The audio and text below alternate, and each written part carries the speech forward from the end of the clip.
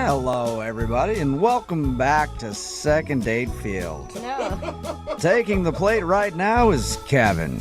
Kevin went out with a girl named Denise when he stepped up to the plate, and strike number one came when he got in a car accident and couldn't pick her up for the date. And if that wasn't enough, strike number two came after the restaurant didn't have Kevin's reservation down in their records. And of course, strike number three, when Kevin went in for a kiss at the end of the night and got the old N.O. He went in for a kiss and she said no. And Kevin, of course, thinks he's not getting a call back because his date went so bad. Now, are you sure after listening to that play-by-play that you maybe shouldn't just chalk this game up to a loss and move on? Why not take a risk? All right. You liked her that much. Yeah, she was fun. That's right. Sometimes in life you strike out and then you just have to get right back up there and swing again. Am I right, Kevin? Sounds good. All right. Let's hope you don't get sent back down to the minor leagues. All right, you ready? Let's do it. He's like, yes, I've been ready for a long time, and I want you all to shut up already. Yeah, I'm glad you said it, not me. All right, here we go, Kevin.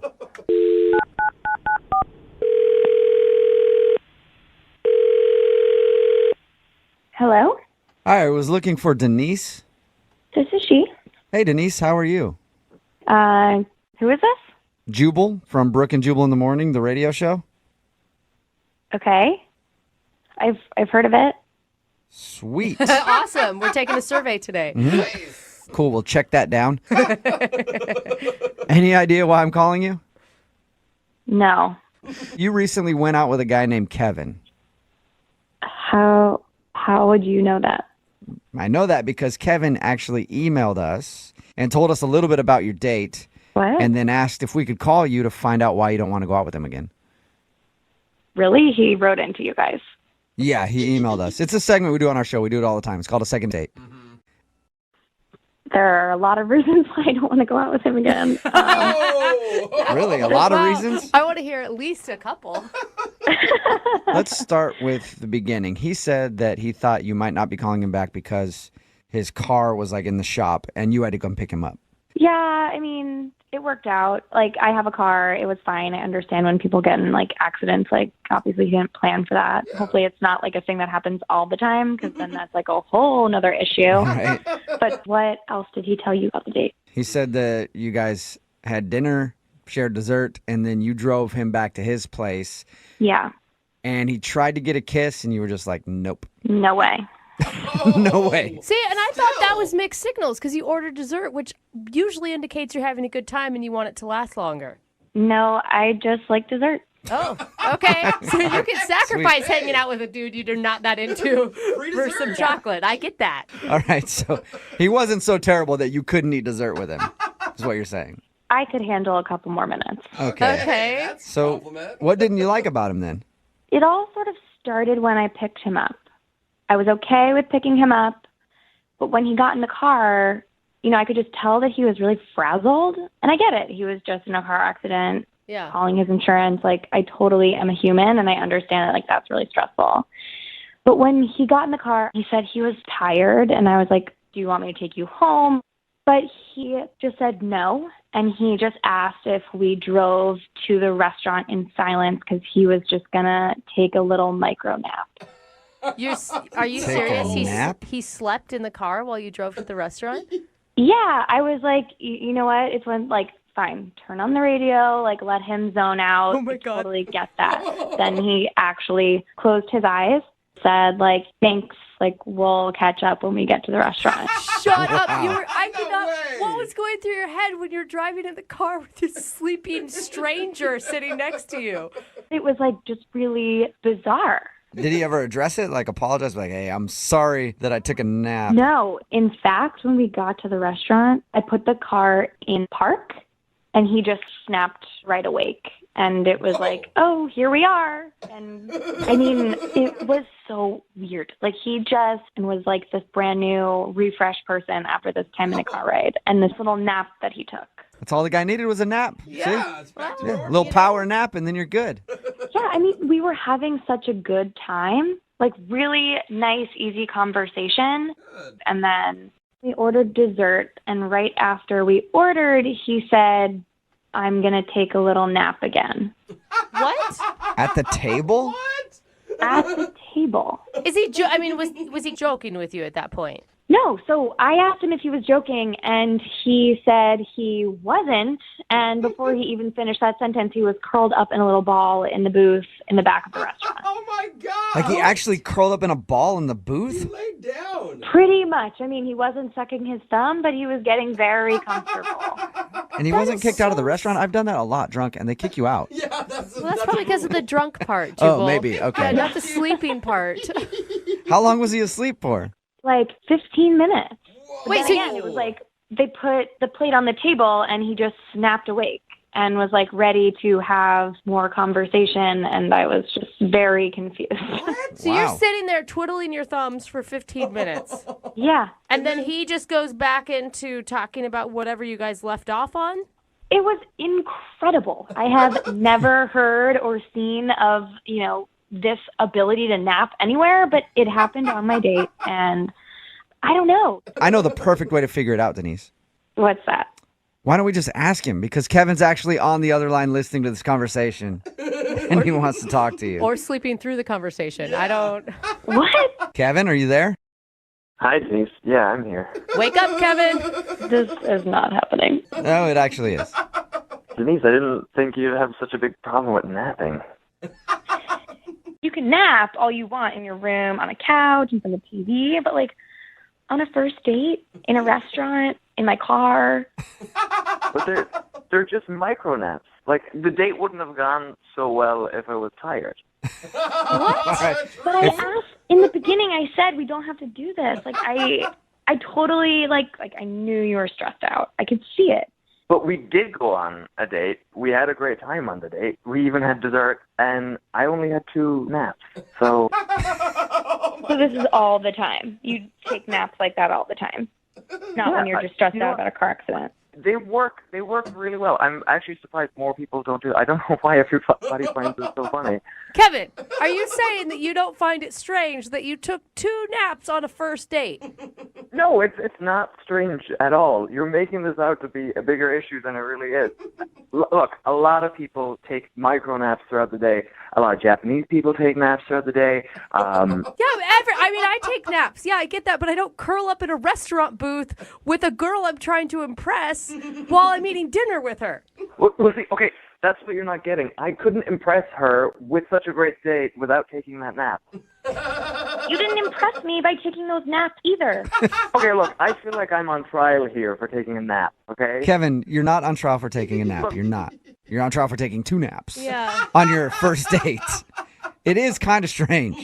Look, I've listened to you on the radio, and you are kind of strange, so why is this my problem? That is very true. Very true. Dude, wait, I'm still confused. Do you have like a sleeping disorder or something, Kevin? Yeah. It's not a sleeping disorder. You take naps throughout the day. It makes you more productive. Michelangelo painted the Sistine Chapel by taking naps, okay?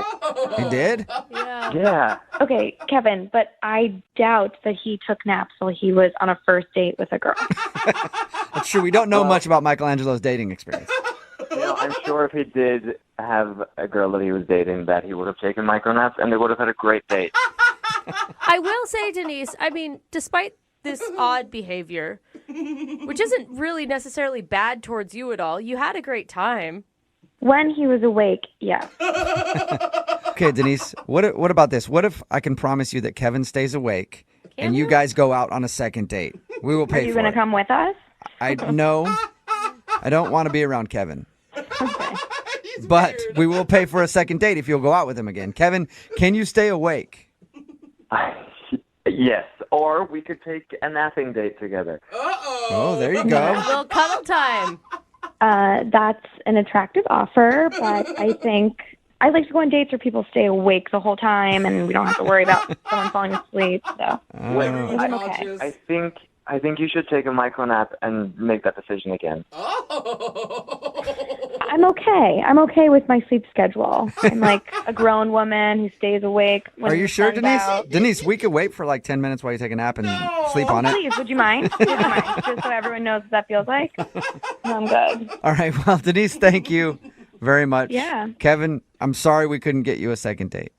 It was worth a try. Maybe warn people about your micronaps. Let them know what you're doing first. Yes. Or just learn how to stay awake for a 4-hour span. I don't know. You know, you guys are really missing out here. These micronaps are the way of the future. If you want to be productive, if you want to, bring your ratings up, you should probably try some micronaps. Hey, we'll try anything at this point. So, Take a nap. yeah, why not? You ever have one of those days where you feel like the world's just making you its personal toilet? Like Do we need a sound effect? it's a day after it had some bad Mexican food, and it just keeps dumping on you over and over and over again. Well, that's the kind of day that Kevin had when he decided to go out on a date with the girl that he wants to call today. Her name is Denise, I guess. Kevin, your email said that you had a terrible day when you went out with this girl. Oh, my God, the worst. I don't even know what happened, and I already feel empathy for you. Yeah. Thanks. So tell us a little bit about it. What was so bad about your day? Okay, so leading up to the date, somebody rear-ended me. Ooh. So I had to bring the car into the shop. So I didn't have a car to bring her on the date. Oh, that sucks. Okay. But she's got to be understanding of that. Like, you gave her a heads up, right? Well, yeah, I had given her a heads up, but it was, last minute, like 2 hours before the date. Oh, that sucks. Okay. All right. So running through my head now, I'm like, I look like an idiot because I can't bring her on the date. And that's what you want to be. You want to be gentlemanlike. You want to, Yeah.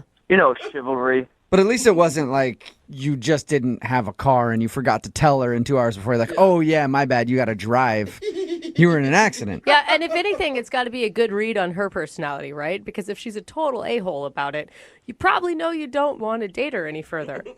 Well, yeah, that's a really good point because people also tend to judge you on the first dates. Yeah. I mean, you're going out on a first date with somebody, that's always when they're looking at you most critically. Absolutely. So what else happened? I mean, was that the terrible bad thing that happened to you that day?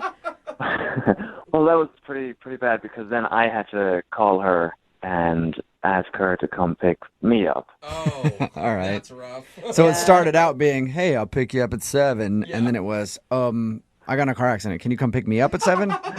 Right, and then how bad does it look if I'm opening the door of her car to, get her to say it? Yeah. Did you do that? Did you actually go and open her car door? Yeah, I did it as a joke to kind of break the All ice. right, that's funny. That's a good move, sir. Good move. She thought it was funny. That's good. So we get to the restaurant, and then to make my day even worse, they didn't have my reservation on file. Oh, no. Are you? That sucks. Because now it looks like you didn't even make a reservation. I know. So it looks even worse on my behalf because here I am trying to be really organized for this date, and she's kind of looking at me as if to say, who is this guy? Yeah, I would start to not believe any of your story at this point. Like, Yeah, that's exactly what I thought she was thinking. And, you kind of look at somebody's face and you see their eyes kind of drifting to the side, like, oh, my God. Okay, sure. Your car's in the shop. Yeah, all right, sure. You made a reservation. oh, look at that. Somehow. What's next? You forgot your credit card and she has to pay. Imagine that. No, I had my credit card with me, so it was fine. Okay, Okay. good. I'm glad we at least got that worked out. Where'd you guys end up eating? Did you go somewhere else? Well, no, we actually got to stay at that restaurant because they had a space at the back of the restaurant right by the kitchen. Oh, one of the good tables. Terrible. So how was dinner once you finally got in there? It was actually really good. Yeah, we had a great time. We had just talked the entire time. We kind of put our cell phones to the side. You know how you stack your cell phones so that the first person to answer a cell phone typically pays for the meal? That's what we were kind of joking about. Oh, I've never played that game. That sounds fun. Oh, yeah, it's really efficient. It gets people off their phones really quick. Yeah, I bet. So wait, you were actually going to make her pay if she answered a text message before you? And Well, you're I the was- one that asked her out?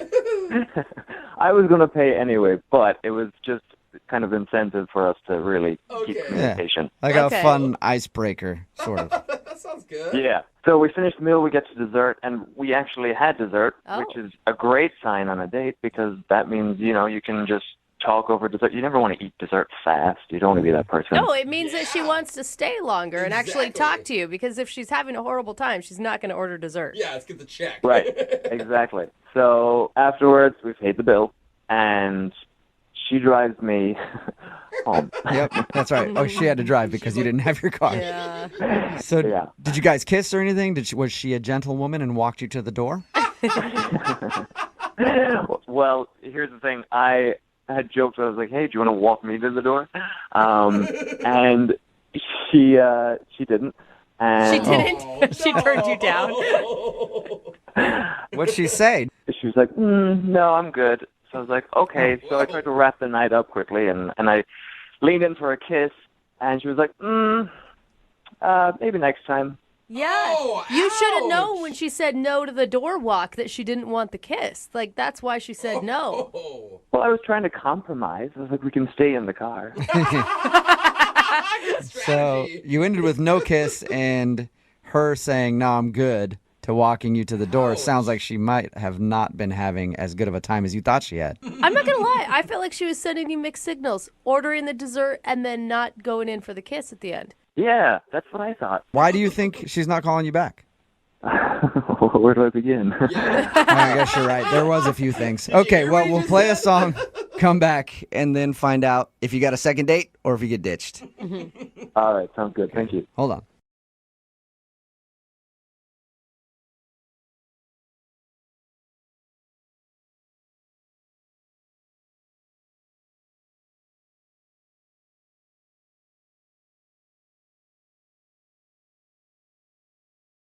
Moving 92.5. Brooke and Jubal's second date update. Today's second date update is going to be a little confusing, so I need you to follow along. The guy on the phone today wants us to call a girl, but not to find out what went wrong on their date and ask her out again. Okay. He wants to call this girl to ask her friend out. No, Sort you of. can't do that. No, The girl that he no, already went out he with? can do that. He can do it. Once you hear the story, you'll understand. Kurt, how are you? I'm good. How you doing? Good. So you want us to call a girl today, but not really to go out with her. We'll get into that in just a second. First, tell us a little bit about the girl that you want to call today. How did you meet her? Well, her name's Christy. I met her at a kickball league. Kickball. Oh, All right. that's a good so you place. play one of those beer Yeah. leagues like where you get hammered and play kickball. Those are fun. Yeah. Does she play on your team?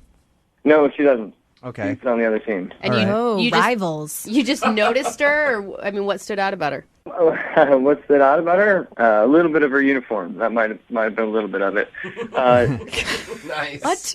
She's a nice body. Yeah. Oh, I get it. He's trying to be sly. Did you flirt with her by like nailing her as she's trying to run to first base? You know how I meant that. I always flirt with girls by nailing them. Yeah. I did try to chat her up a little bit whenever I play mostly over on third, so that's a good place to be. Right. Yeah. Nice. So if she'd make it over there, I'd chat her up a little bit. But that's all, really. And what's her name, by the way? Christy. Christy. Christy. Okay. And so you ended up asking her out and you guys went on a date. Tell me about your date, first of all, with Christy. I've seen her a couple times, so it wasn't quite, first date jitters, but definitely I was excited. I did. I was attracted to her. We had a good time on the field, so I was excited. But on the way out, we were walking out towards the car, and I was hoping I was going to get a little kiss, but she stopped me, and she said, "Can I be honest with you?" Okay. That's not usually a good thing.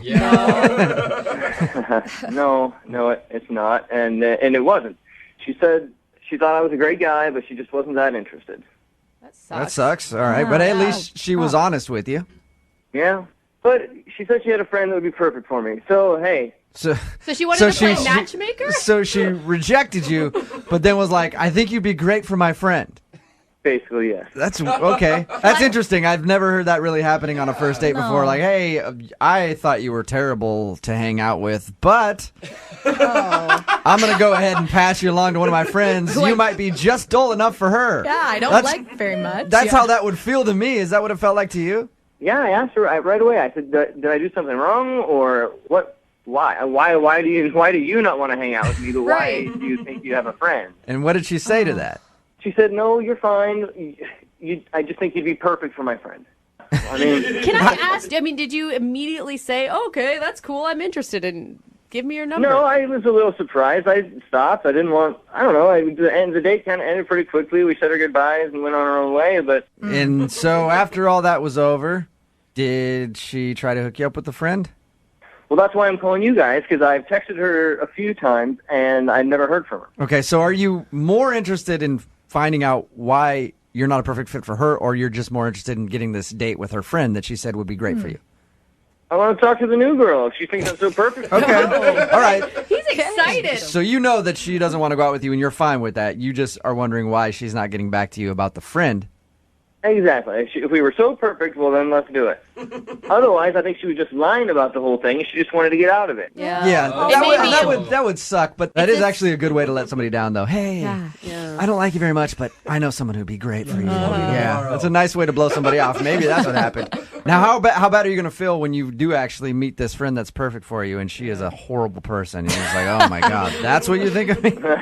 Well, that will suck. Yeah. All right, well, we're going to play a song, come back, call her, and see if we can get you a date with a friend. Get you a first date first and a date? second date update. Yeah. Okay? All right. All right, hang on. Moving 92.5. Brooke and Jubal in the mornings. Second date update. You know what I think about today's second date update? I think Christy, the girl that we're about to call for Kurt, who is on the phone with us right now, I think that she is a master at blowing people off. That's what I think happened, Kurt.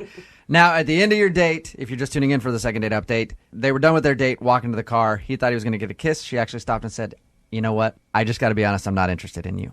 But I have a friend that would be perfect. And how about I, get you in contact with her and you guys can go out? I'm thinking that was just a great way of blowing you off. Because if somebody said that to me, I'd be like, all right, well, Yeah. I swung and missed on that one, but maybe I'll hit the next one out of the park. Kurt, are you worried that that's what happened? Yeah, I guess. Can you handle double rejection if that's what we find out when we call her? I mean, I've already had one, so... I mean, if she's just blowing me off, I think it's rude. I think it's, I don't know, what's so hard about just being honest with somebody? Yeah. Yeah, I mean, Tell me. well, then stringing you on to say that she has somebody else who'd be perfect for you, that actually would be a terrible way to blow somebody off. And just keep doing it to him, too. Well, that friend canceled, but I've got a third friend that would be amazing for you. Maybe on the bright side, she's just taking a little bit of time because she has to check with her friend to make sure it's okay that she shares the information, that she sets you guys up. Maybe? Oh, maybe. Yeah. I never asked You're you how stringing long... him along right now, I'm Brooke. trying to be happy and positive for once, okay? I'm so jaded with dating all the time. I never asked you, how long has it been since you guys talked anyway? A week and a half, something like that. Okay, that's plenty of time, I think. All right, well, we're about to dial her phone number right now, see if we can get her on the phone and get your second date update, okay? All right. All right, man, hang on.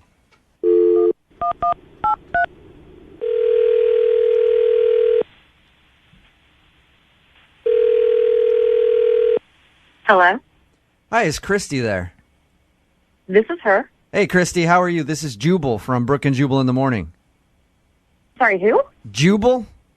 J-U-B as in boy, A-L, from Brooke and Jubal in the Morning. Okay, How are you? I'm okay. Why? Am I calling? Yeah. I like how we know each other so well I could finish your sentence, Christy. Beautiful. I'm calling you because somebody recently emailed our show about you. Somebody that you went on a date with because you kind of blew him off after your date. Okay. And they are wondering why. His name is Kurt. Yeah. Okay. So you remember going out with Kurt. Kurt told us a little bit about your date. He said that you were honest with him and told him that you weren't interested. But then you also said that you had a friend who was perfect for him and you'd get him in contact with her, and you haven't done that. So he's thinking that you lied to him and you didn't actually have a friend. It was just the easiest way to get out of the date. No, I do have a friend. Oh, good. So then why has it taken so long? Or did Kurt jump the gun and get in contact too quick with us? Well, Kurt's a very, very nice guy. Okay. Okay, let me put this in the best terms, I guess. He's very simple. He's a very simple man. Does that mean like stupid, or does that mean just like... Aw. Like he doesn't know how to use like Yeah. technology. What do you mean by simple? Well, okay. I went to college, graduated. You know, I'm educated. Kurt is not. Dude, that's Okay, so you think that Kurt is dumb. I didn't say that. You did. Okay. All right. Hey, you know what? I've been out with a lot of people. I've dated a lot of people for years that were stupid. Sometimes that happens, but you still wanted to set him up with your friend? Maybe she's dumb. Well, okay. I got in touch with my friend. Okay. I showed her a Facebook picture of him. Okay. Okay, did you like sell him? Did you say, hey, he's really nice? You didn't put the dumb part in there, right? No. I just Okay. said, you know, I have a friend who would be perfect for you. Okay. Because she's not exactly on... Jeez. All right, so she's kind of a dummy too. So you were trying to hook them both up. Hey, Yeah. you know what, Christy? I appreciate your honesty. Thank you for staying on the phone with us and telling us about your Albert date with Kurt. Einstein over here. So, Everyone around her is just idiots. Yeah. so you were trying to hook him up with one of your friends that you felt like was more More his style, more suited for him. his league. More suited. We'll Yeah, say okay. league and be nice about it. All right. You know, riding the same bus together. Okay. The one that's not very long. We What get did, it. what So did she say when she showed her the picture? Well, she was not interested. Based on looks? She just thought he was ugly? She said he was pretty dorky, and he had weird eyes. Weird eyes. Okay. And, Well, probably real and close I kept together. saying, you know what? He's a good guy. Give him a chance. And she just was not into it. Based on looks? Based on looks. Okay. She did not find him very attractive. All right. So you couldn't hook him up with your friend. So that's why you're not getting back to him. Well, I felt bad. And so I actually got in contact with another friend. Okay. You were like a service. another at this dummy. point. Yeah. Why are you going out of your way to try to hook him up with your friends? Everybody should have somebody. Okay. So you're just trying to be nice and see if you can find him a date since you didn't want to go out with him again. Yes, just trying to be nice. All right. So I got in touch with one of my other friends, and I showed her his Facebook, and she was not interested at all either. Wow. So every single one of your friends, I'm going to have to see a picture of Kurt later no, you guys. to see what you're talking about. So every one of your friends did not want to go out with him based on how he looks on Facebook. Well, I thought he was cute. I'm not saying he's Brad Pitt or anything, Yeah. but Hey, you know, he's not bad. He's decent. not everybody has the same opinion on looks. Like you could think somebody's cute and both of your friends could think that he's not. So Different types. thank you for being honest with us. I appreciate that. Yeah. And I don't know what Kurt would say if he could hear what you just said about him. You Well, probably, and that's the thing. What do you say to him? I don't know. You kind of already did though, because Kurt's actually on the phone. Oh, Kurt. Poor Kurt. Hold on. What? Hey, Christy. Oh, Kurt, don't be sad. Oh, God. Now I feel like a complete ass. Thanks a lot. You're welcome. Not everybody takes good pictures, Christy. Kurt, I get that. And that's what I was trying to explain to them. And that's why I kept saying, you know, give them a shot. Well, I really did Man. try to. I told them how nice you were. You know, I told them that. They just Thank weren't you. interested. I'm sorry. I maybe tried next to people. time you just tell the guy, have a good night. Yeah. And maybe I not try agree. to. Yeah, I guess you don't need to keep trying to hook your friends up with people, Christy. Kurt, I'm really sorry. I am. I mean, are you okay with dating an older person, an older lady? Well, how old are we talking, Christy? Gosh. Maybe late 40s. All right, Kurt, are you cool with dating someone in their late 40s? Does that interest you? Because she has another friend she'd like to try to hook you up with. No, I'm gonna Not pass. interested. Hey, Dude, Kurt, if it's any consolation, I get called ugly all the time by our listeners. All the time. Yeah, true. That's Like true. it's nonstop. He gets So- ugly and short. Yeah, I get ugly, short, and kind of dumb sometimes too. So it all like it's fine. You just have to learn to deal with it and move on. Have some confidence in yourself. You know that you're not an ugly dude. Christy went out with you, said that you were good looking. So there you go. There are people that think you're attractive. There are some people that don't think you're attractive. It just happen to be more people that think you're unattractive than. I mean, Hey, don't remind him of that yeah. part. And Sorry then about the that. dumb comments, just, wash those away. And yeah, and you know your intelligence level. If you feel like you're a smart guy, whatever. Have some confidence in yourself. Don't let this phone call beat you down. Yeah, screw it. Whatever. I called you guys. I was taking the chance, so hell yeah, man. I'm going to keep playing. There you go. You're See? a good man, Kurt. All right, guys. Thanks for the second date update. Yeah, man. Thank you for your email. If you ever go out on a date and same thing happens again, go ahead and shoot us an email. We'll do a second date update for you again. Yeah. I'll think about it. All right. Hey, and you know what? We've got a lot of really ugly, dumb listeners out there. And I'd love to set you up with one of them. If you're ugly and dumb, text us 78592. If you can type it in, we'll get you a date with Kurt. How about that? Type it in. Brooke and Jubal in the morning. Because you know I'm all about that bass, no trouble.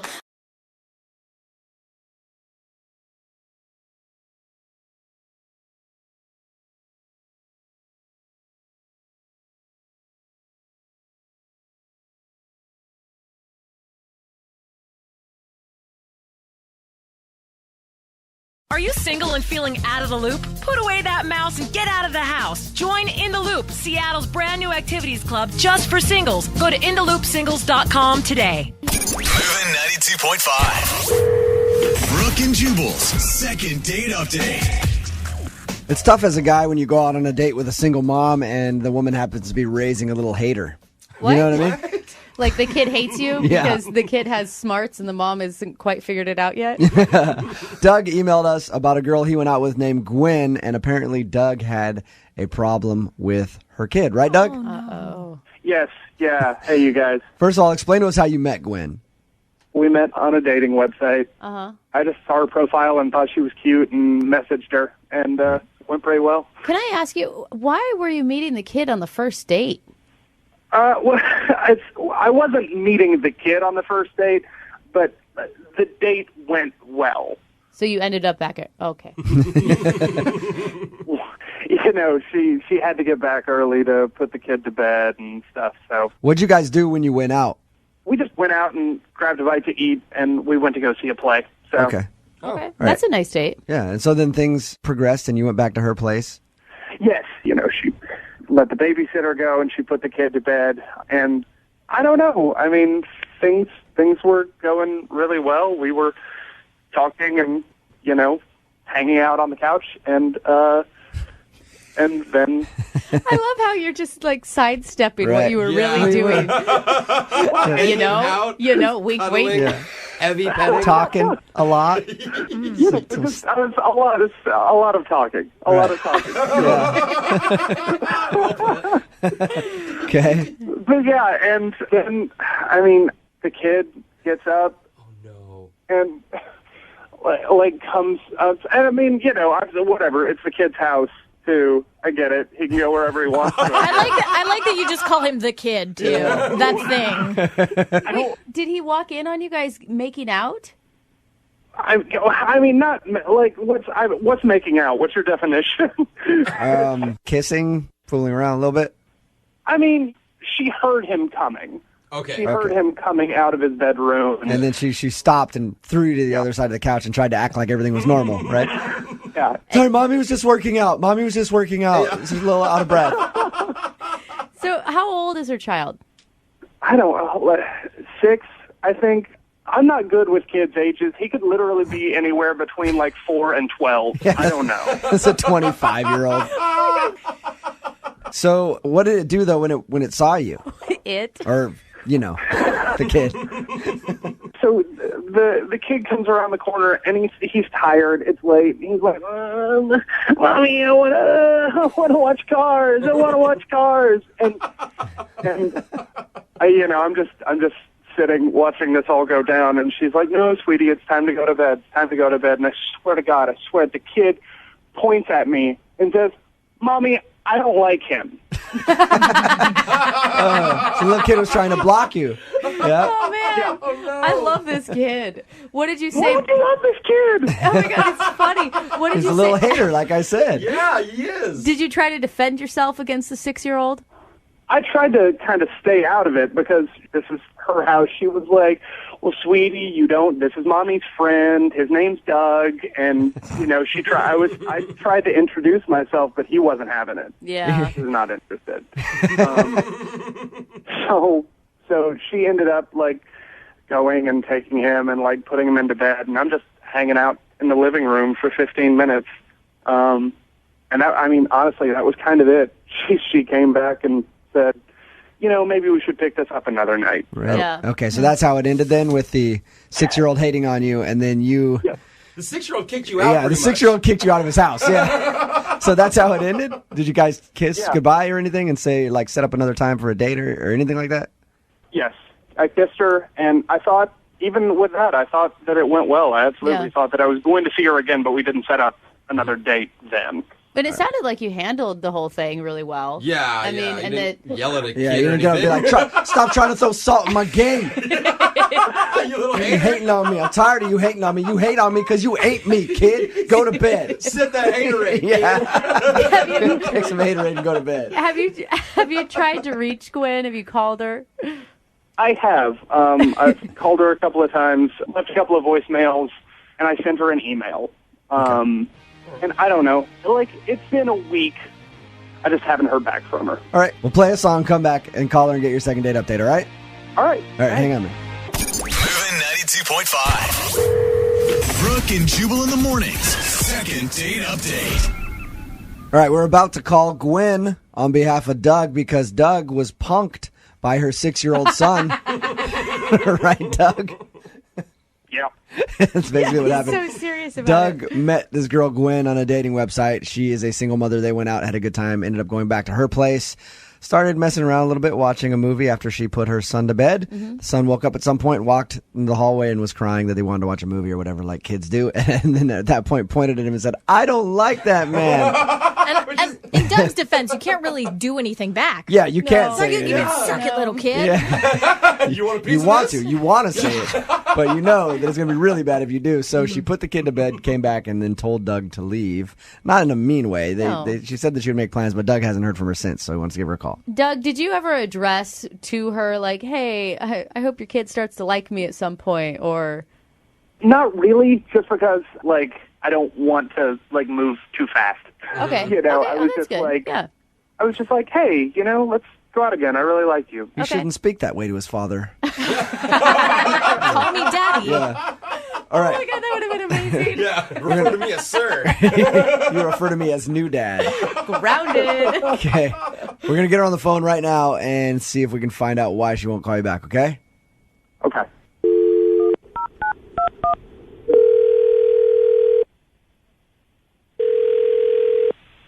Hello?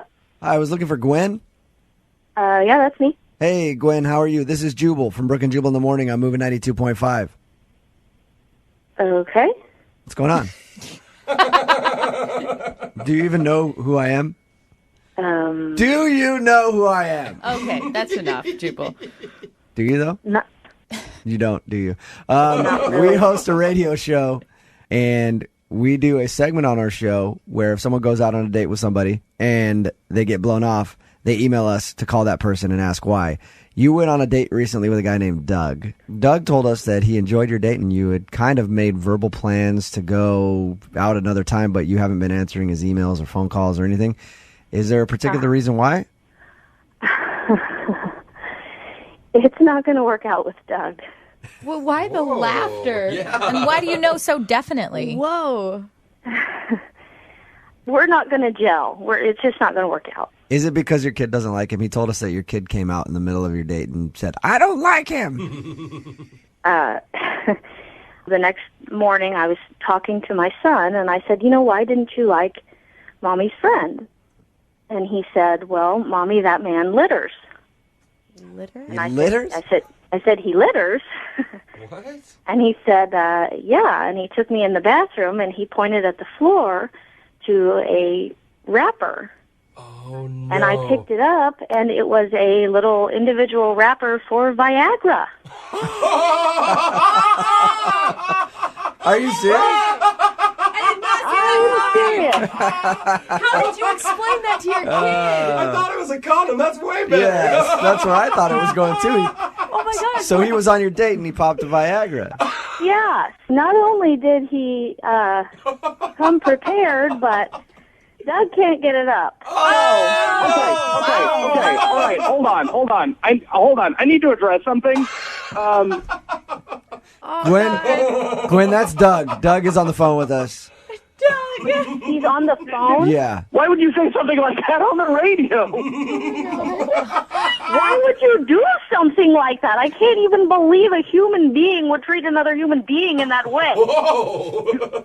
You can't believe that a human being would want to prepare themselves to bring pleasure to another human being? You think a soldier doesn't load his gun before he goes into battle? I don't think so. I was trying to be considerate. It seemed I was getting a lot of signals from you. It seemed like it was going to be going in a certain direction. We could have discussed the situation. You didn't need to just jump the gun, so to speak. Sorry. Well, But yeah, that aside from the fact that I really don't want to go out with a guy who's got a limp noodle. Listen, it's a thing that a lot of people deal with every single day. Like, this is a problem that millions of men suffer from. Jubal, back me up on this. I don't know what you're talking about. Never out of it. All right. This is the only time you men will never have each other's backs, ever. Sorry, bro.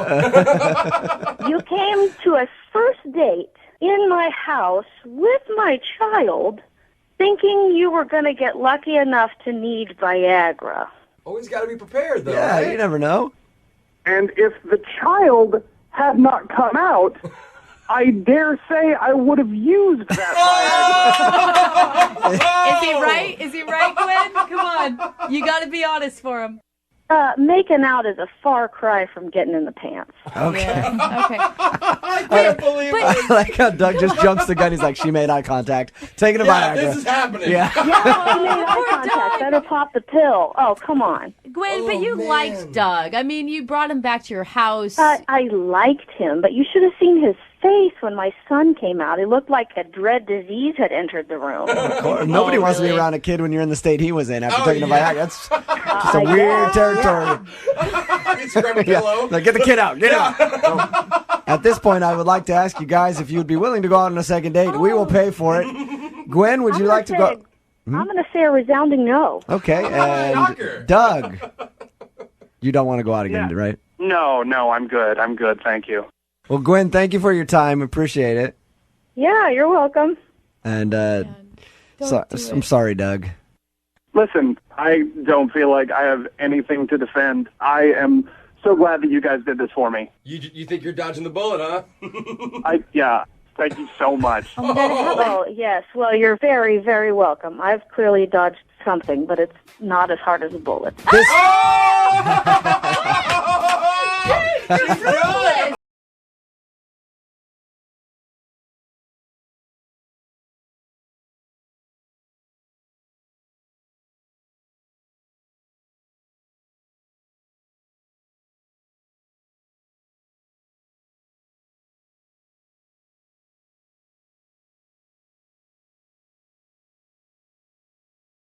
Need LASIK? Trust the experienced team at the LASIK Center at Evergreen Eye Center. No glasses, no contacts, no limits. What will you do? LASIK at evergreen.com. and every once in a while, we do a special segment on this show called a Second Date Update. Yeah. Where we contact a couple who has appeared on the show in the past to find out what's going on with them now. Are they still together? Are they not together? Are they hungry? What? I hope they're not hungry. I don't know that we've ever updated on their hunger level. Well, all I know is if they are hungry, I don't have any food for them. So I hope they're not hungry. Okay, I hope not too, buddy. I think we'll be okay in that category. Okay. I mean, unless they're hungry for love. Nervous about it. You never know what could happen, but people that we call today had one of the most touching stories from the past year, and we were dying to find out what happened. We'll play the audio for you and then talk to the couple immediately following in your Second Date Update right now. Moving 92.5. Brooke and Jubal's Second Date Update. I'm honestly stumped as to why the woman on the phone for a Second Date Update today isn't getting a call back. I mean, usually when you follow somebody across state lines, no big deal. What? Yeah, they usually appreciate that when you just show up unannounced somewhere, right? And now we're going to stalk the guy again by calling Yes, him we in are. a second date? Her name is Abigail. Abigail, what's up? Hi, guys. Okay, he's already made you sound creepy right from the get-go. I'm not creepy. I'm just a bit confused. Okay. Sometimes there's a thin line between creepy and confused. I've been a victim of that many times.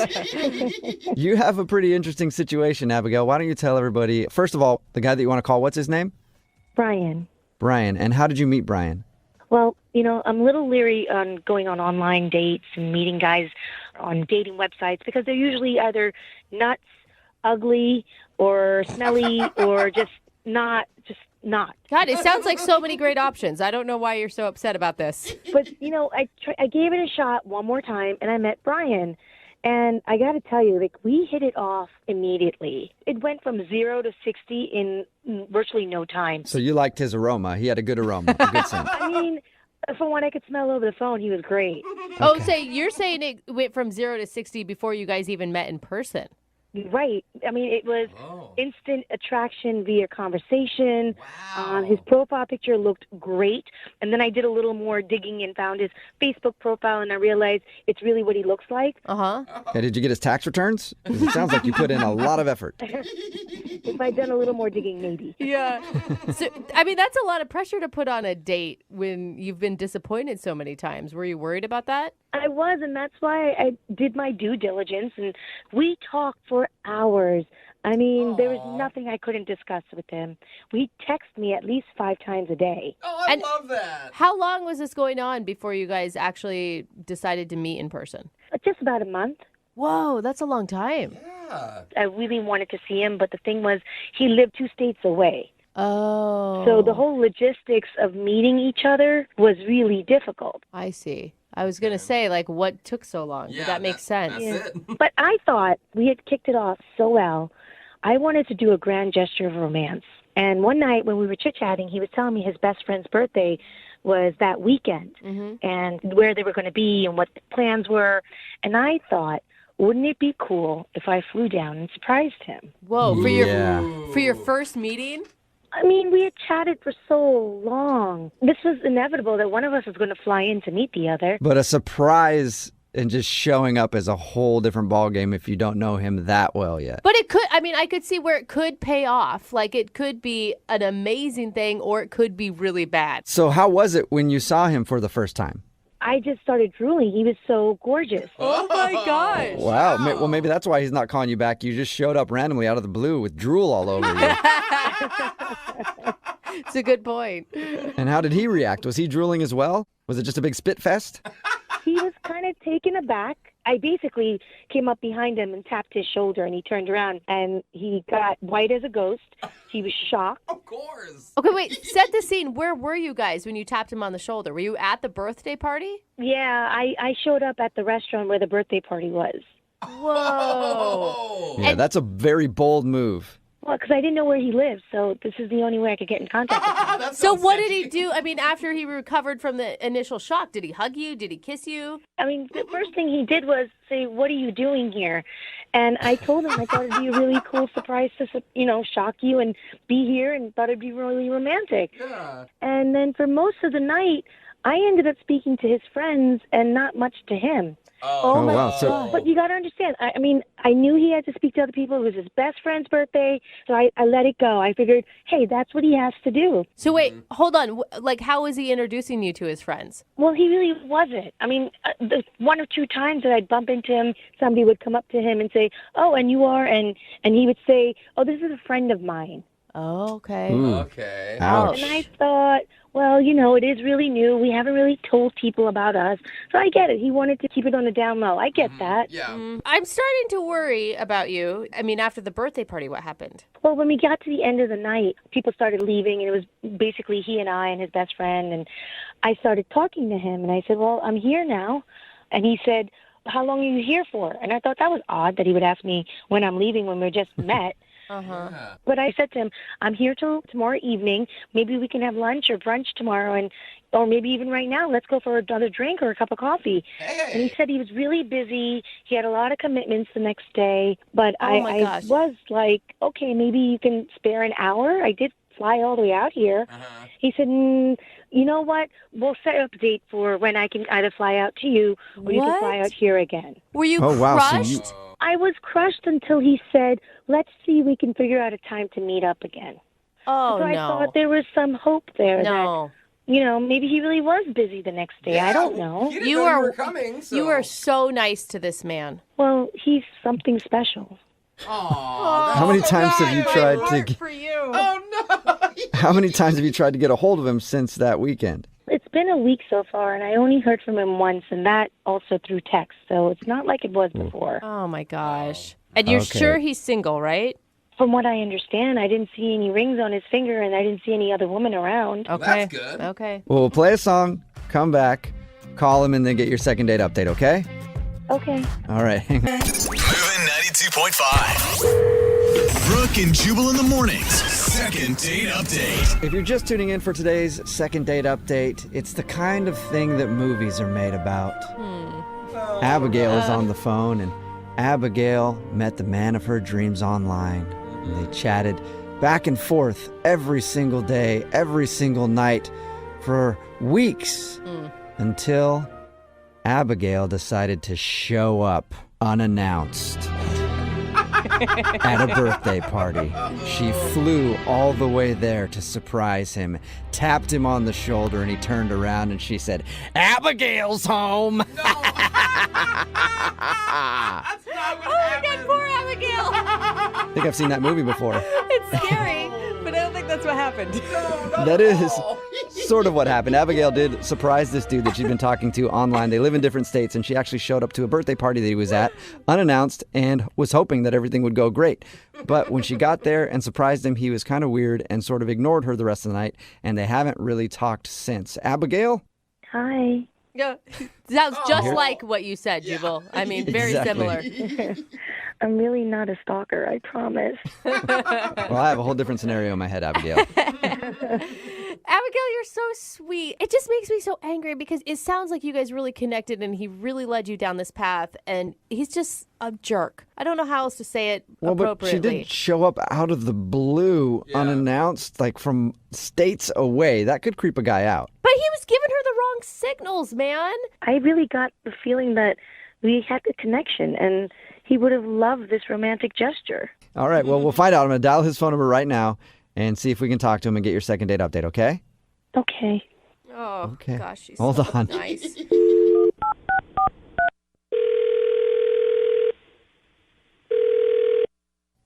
Hello? Hi, can I speak to Brian, please? Yeah, this is Brian. Who's this? Hey, what's up, man? How are you? This is Jubal from Brooke and Jubal in the morning. I'm sorry, who?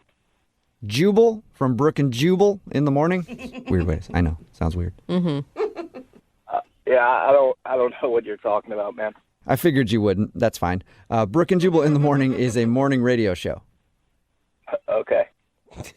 Okay. And that's the end of the call. Thank you for answering, Brian. I'm calling you because one of our listeners actually asked us to reach out to you. All right. You sure you got the right Brian? I'm pretty sure I do. I'll check. Do you know a girl named Abigail? Yeah. Okay, well, we know a girl named Abigail as well, and she's really confused because she thought you guys had a great relationship for a few weeks until she decided to just fly into town and surprise you, and she said you seemed kind of cold to her, and now you haven't really talked to her since. You can understand why that she's going to like any length possible to get some sort of answer. Like if you put that much energy into seeing someone and then they suddenly shut down, like that's got to be really confusing. Let me get this straight then. She had you guys to reach out to contact me. That's what you're telling me? Yes, because you won't really give her an answer, and you're kind of being cold. Ridiculous. This is crazy, man. It's not really that crazy. I mean, she just wants an answer. I just can't believe that she's doing all this just to get in touch with me. Yeah, but you guys went from like texting like 5 times a day for a whole month to nothing. Yeah, and she liked you a lot, Brian. And talking to you right now, I can understand why. You seem like a sweet dude. I like you too. Yeah, well, I normally am, but not when like radio shows call me. I have to like dig into my personal life. We get that. We do. Can you just tell us anything? At least we can talk to her and be like, oh, he just wasn't really feeling you when he saw you in person or something like that. Well, don't tell her that, because, I mean, that's not true. Really? Yeah, no, yeah, I really do like her a lot. There's just stuff going on that I just don't want to get into. Oh, you're in a relationship. I knew it. I told her that. I told her that she swore she thought you were single. No, I know I'm definitely single. That's not it. Oh, okay. Really? It's just I thought what we had going on was good. I mean, I kind of liked, I guess, the distance aspect of it, and then for her to just randomly show up at a friend's birthday party, I'm not really expecting that at all.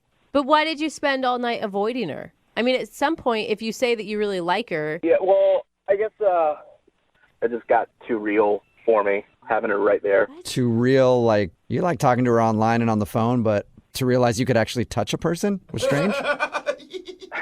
No, I mean, it's not necessarily that. It's just there's other stuff. But I understand there's other stuff. But right now, all I understand is you like her a lot. It shocked you that she showed up, and then there's stuff. Like, how is that a message to give to her to help her understand why you're not talking to her anymore? You know what? Whatever. I don't care anymore. I need a kidney transplant. Whoa. What? Yeah. Oh, that's serious. Whoa. Yeah, way to take things down, Brian. I mean, you guys asked for it. Yeah, well, usually these things end up like, oh, I thought they smelled funny, or they puked in my back seat. Yeah. Man, I'm sorry to hear that. Yeah. Wow. Yeah. So is it just that you don't want to get involved in a relationship because you obviously have some serious health stuff that you need to concentrate on? Pretty much. You know, I don't want to drag her into this. You know what I mean? I feel like this is kind of my battle right now. And by her showing up, I realized, you know, that she really does like me a lot. And I'm just not wanting her to be that close to being around all this, like, stuff going on. Oh, I feel so man. horrible. Wow. I thought Yeah, these that awful sucks. things about you, and now... Yeah, look at you, Brooke. Seriously, dude, I am sorry. It's all good. It's not a big deal, I guess. So did you not tell her about your situation when you guys were chatting online and on the phone and stuff? No. You know, I didn't want to tell her this, you know what I mean? Like, I thought if we kept it from a distance, you know, we could keep it upbeat and not have to kind of, like, talk about all this stuff. Yeah. You know, I really just enjoyed her conversation, and sometimes, you know, when there's a lot of bad stuff going on in your life, to have somebody there that kind of just talk to you and, you know, just kind of laugh with and stuff like that, it kind of brings you up. So I didn't want to, like, kind of bring her down by Right. you know, transplant. Yeah, and you were able to escape your own stuff, too. You know, Brian, you're kind of making this difficult on me because this would normally be the point where I'd try to deliver a witty line and then tell you that the person is on the other line listening to the conversation. But I don't have any witty lines, so I'm just going to connect you two so you can talk, okay? Wait, is she on the other line now, or what do you mean by connect us? Yeah, she's listening to this phone call and wants to talk to you. Oh, my God, man, are you kidding? Like, I just said I didn't even want her to know. Yeah, sorry. Unfortunately, she does know now. Abigail, are you there? Hi, Brian. Hey, sorry, I didn't really want you to find out this way. No, I'm sorry.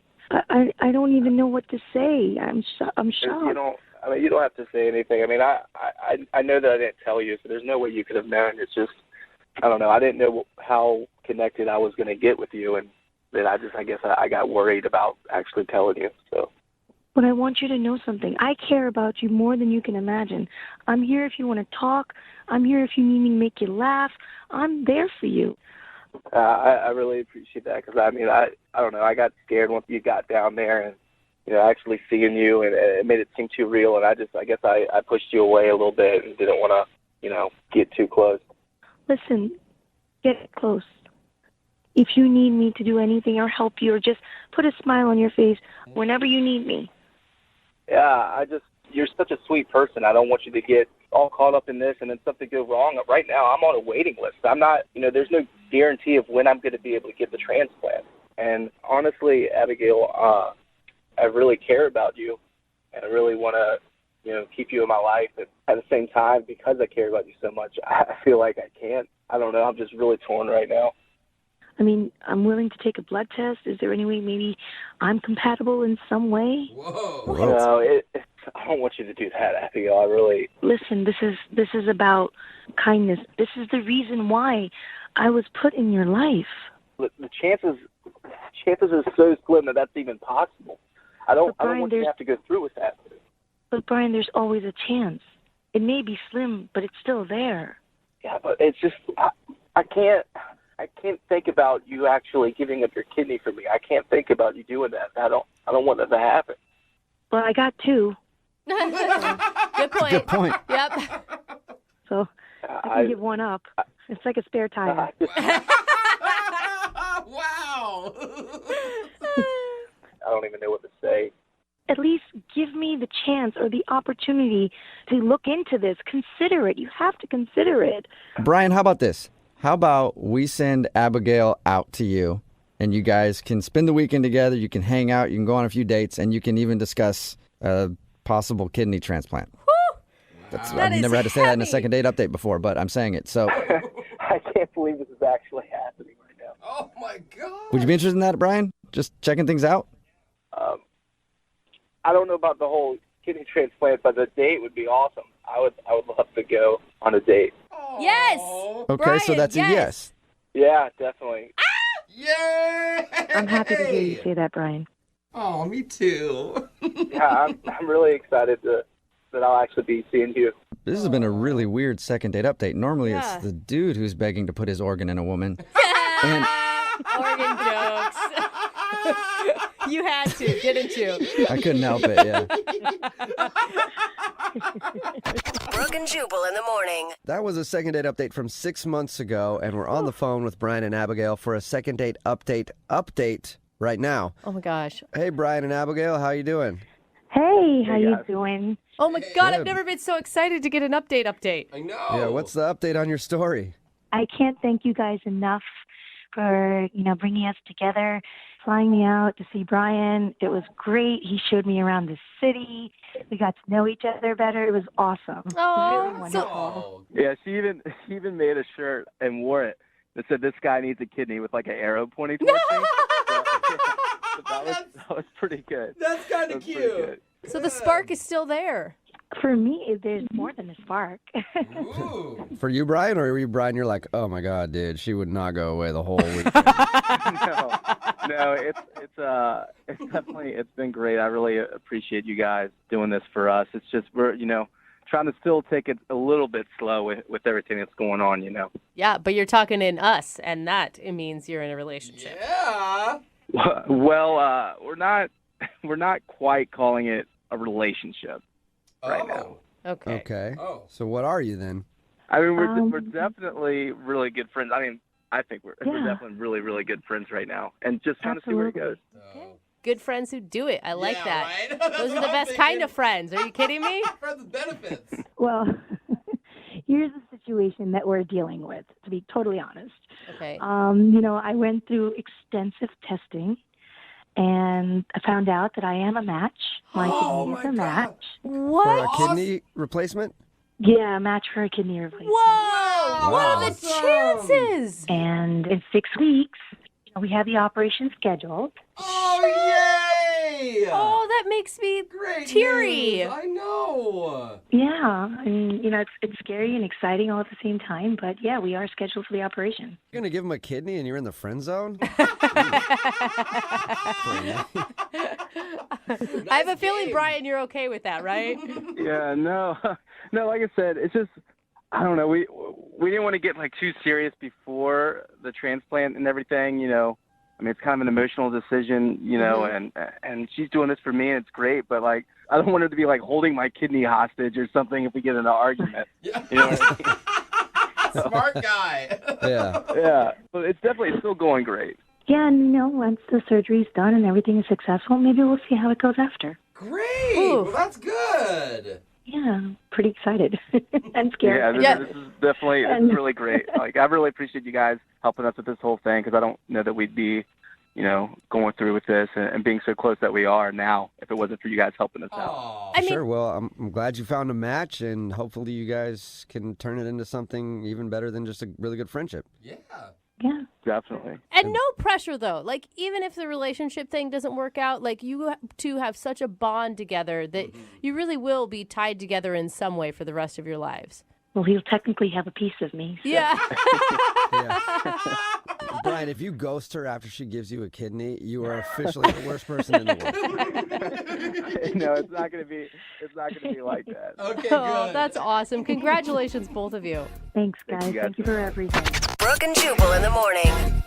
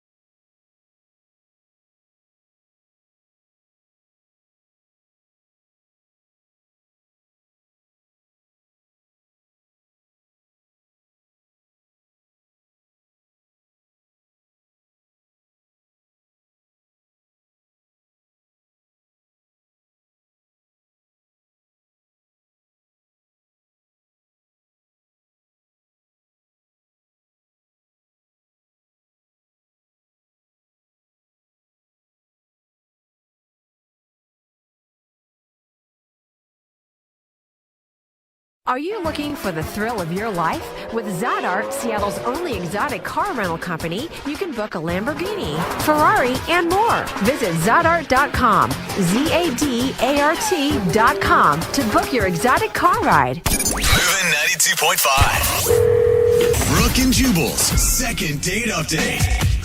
A guy named Kipling is on the phone today for a second date update. Ew, he sounds very high class. Yes, he does. Kipling.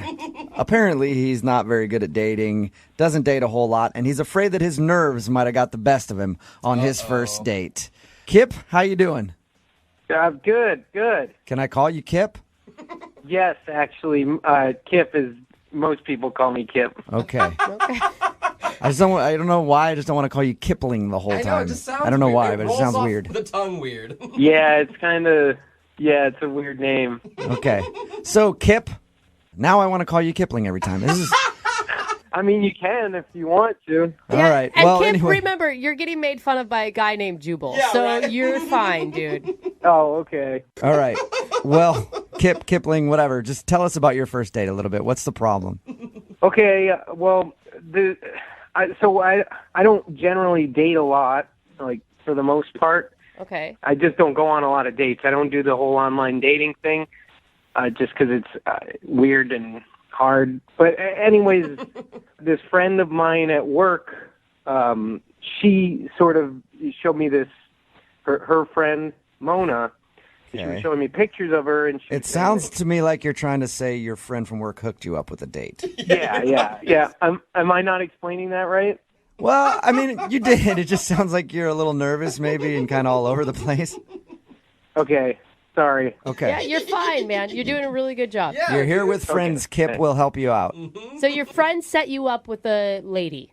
Right. My friend set me up with this girl, and we talked on the phone, and we decided to go to a restaurant. And I picked a really nice restaurant because I wanted to impress her. I mean, she looked really cute. I hadn't been on a date in a while, and I wanted to impress Take her somewhere where they have silverware. Yeah. Yeah. Nice. I think that's a good move. Classy. Yeah. A woman will always love you if you feed her well. Well, I guess, yeah, right? But I got there late. I misjudged the traffic, and I got there like 15, maybe 20 minutes late. Oh, wow. That is a lot late. Like 5 minutes is okay, but if you're 15 minutes late. Yeah, it's a long time to wait. Did you text her and say, hey, run in a little bit behind? No, I didn't want to text while I was driving. No one should do that. That's a good point. Back to your date, Kip. How did she react when you were that late? Did she seem upset by that? She seemed fine with it. She was really nice about it, but I was already so nervous because I was late. And then this thing happened. Well, I guess I was surprised by the size of her. She had a really big chest area. Oh, Kip. Okay. Wait. That'll happen. That'll happen sometimes. She had boobs, is what you're saying. Big ones. Yeah, and I wasn't bothered by it, obviously, but sometimes I would catch myself, not talking or looking at her face, and I was just really nervous, and so at one point I feel like I overcompensated, and then I just stared too much at her face. It's kind of like when somebody has a weird growth on their face or something, and you're like, I can't look at it, and then you keep catching yourself looking at it. Yeah, but if that was on her chest. Okay. Did she? She had two, I guess, apparently. Giant growths. Yeah. Did you actually address the problem, or did you guys not talk about? I'm serious. Like no. That she had big boobs. No. Well, I mean, I have not a huge chest, but I have a larger top half, and when somebody's staring, sometimes I'll just ask, hey, up here. Well, if you're asking me if I went online and looked at pictures of you, I haven't. What? No, I don't think she's saying that at all. I think she's saying, did it ever get brought up that you were having trouble paying attention to the conversation because of your date's boobs? Oh, no, I thought that Brooke was asking me if I'd ever seen her chest because it's larger. No, no, she wasn't. But hey, you can always go to the website after the second date update is done and look if you want. No. Okay. Oh my gosh, Kev. All right. So, did she make any reference to you staring at her chest or not staring at her chest? No, not that I remember. I didn't. I mean, no. Okay. So it was just something that you were self-conscious about on the date. Yeah, and then I was self-conscious that I was self-conscious about it. Yeah. So the whole time, that's all you were thinking about is don't look too long at her boobs. Oh, crap, I looked at her boobs. Oh, my gosh. Yeah. And then I was thinking about looking at her boobs, and it was just...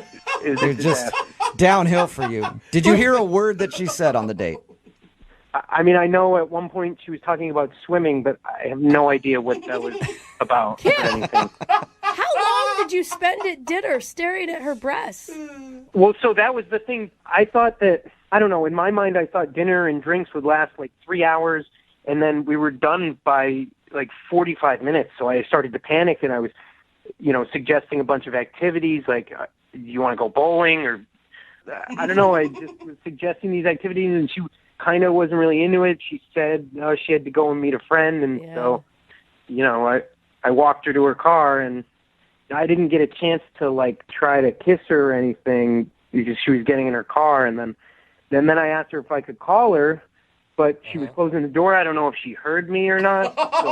So you walk her to her car and she didn't really say much to you and close the door in your face? Because that's what it sounds like. Well, it wasn't that bad. I was just a little nervous, and so by the time I, worked up the courage to just ask if I could call her, she was closing the door. I picture her driving out of the parking lot. Like, can I call you? No? Okay. And then she squealed off. Kind of. Kip, you sound like a really nice guy talking to you, but your description of the date sounds like you acted like an awkward perv. Yes. No, I wasn't being pervy. It's just that was what was on my mind about her. And I don't date a lot, and I thought that this girl was really nice, and we kind of had a nice time. I just was hoping you guys could help me figure out like what went wrong. Okay, we can definitely... Brooke and Jubal in the mornings. Second date update. I can honestly say, out of all the second date updates we've ever done, the hundreds and hundreds and hundreds of second date updates, I've never wanted anybody to get a second date more than my man Kipling, who's on the phone right now to do a second date update. It's the story of an underdog. You might know him as the Kipmeister, the Kippinator, Mr. Kipplesworth. Kipling is on the phone right now. He's a great dude, but he got a little nervous on his first date because he was ambushed by a woman with big bazooms. How dare she? I don't think And she that will ambushed happen him. from time to time. Kip was not ready for it. If you were listening to the first part of the second date update, Kip explained that he has not dated very much. He went out with a girl that he met through a coworker, and when he met her at the restaurant, which he was 15 minutes late to, by the way, she actually had a very large chest, and Kip was nervous the whole time and couldn't pay attention, and he barely heard a word she said. She ended the date by just hopping in the car and leaving, and he hasn't spoken to her since. Kipling, are you ready? Yeah. I hope you can work your magic or do your thing, Well, we'll see if we can do our thing here. I'm going to dial the phone over right now, okay? Okay.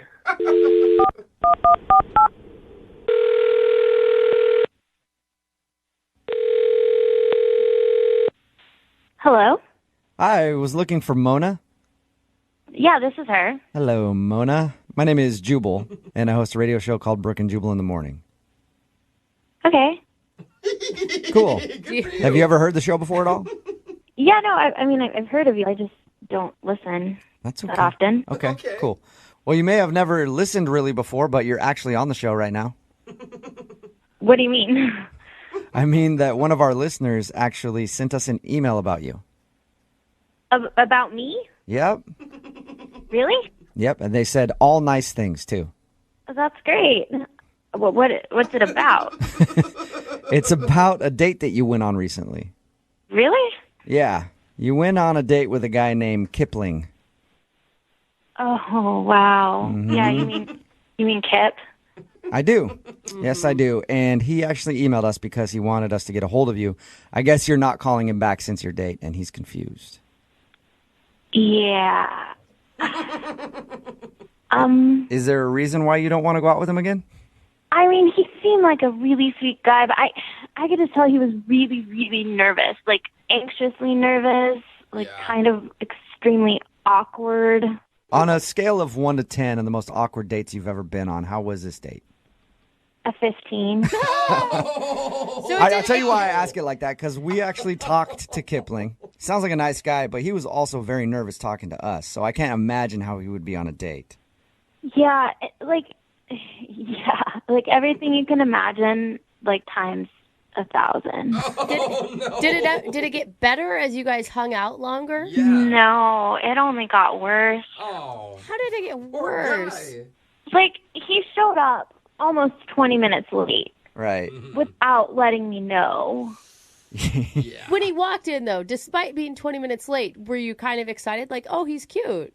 I mean, he was like nerdy, awkward, cute. I was like, maybe this could end well. But I'd been waiting for him to order, and the waitress came, and he gave her our menus and said we wouldn't be ordering food. We were just going to get drinks. But I'd waited all day to eat. What? It was already like after 7, and I hadn't eaten, and all we were getting was drinks. Like, we went to this nice restaurant, and we weren't even going to get food. Like, why didn't we just go to the bar? Oh, I would have been like, hell no, I'm getting food. You don't even want to see me when I'm hungry right now.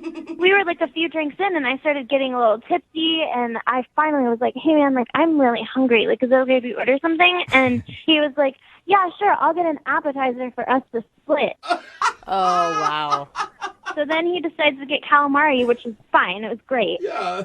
And I was eating, and he could tell that I was uncomfortable. So then he says, can I ask you a question? And, of course, I said, sure. And he asked me if I'm having a good time because my face doesn't look like I'm having a good time. Oh. Your face doesn't look like you're having fun. What'd you say to that? I just smiled and put more calamari in my mouth. Come on, you were, though, probably showing some pain on your face at this point. I think at that point, a few drinks in, no food in my stomach, I couldn't hide a thing. All right. Yeah. So it was just a very awkward time for you. It was extremely awkward. All right. You know what else is going to be awkward? What? He's actually on the other line listening and wants to talk to you right now. Wait, what? Yep. Kip, where you at? Hi, Mona. Oh, no. Hi, Kip. Hi. Oh, Kip. Kip, why are you doing this? I'm confused. Well, you weren't answering my messages. I thought I wanted to talk to you and see if you wanted to go on another date. Oh, Kip. Kip, did you hear what I said about our first date? Yeah, and but listen, the thing is, okay, so I don't date a lot, and I really liked you, and you made me nervous, and I was already really nervous because I was late, and the thing is, I just showed up, and I just wasn't expecting a woman of your nature to be there. Kip, what does that even mean? What does that mean, Kip?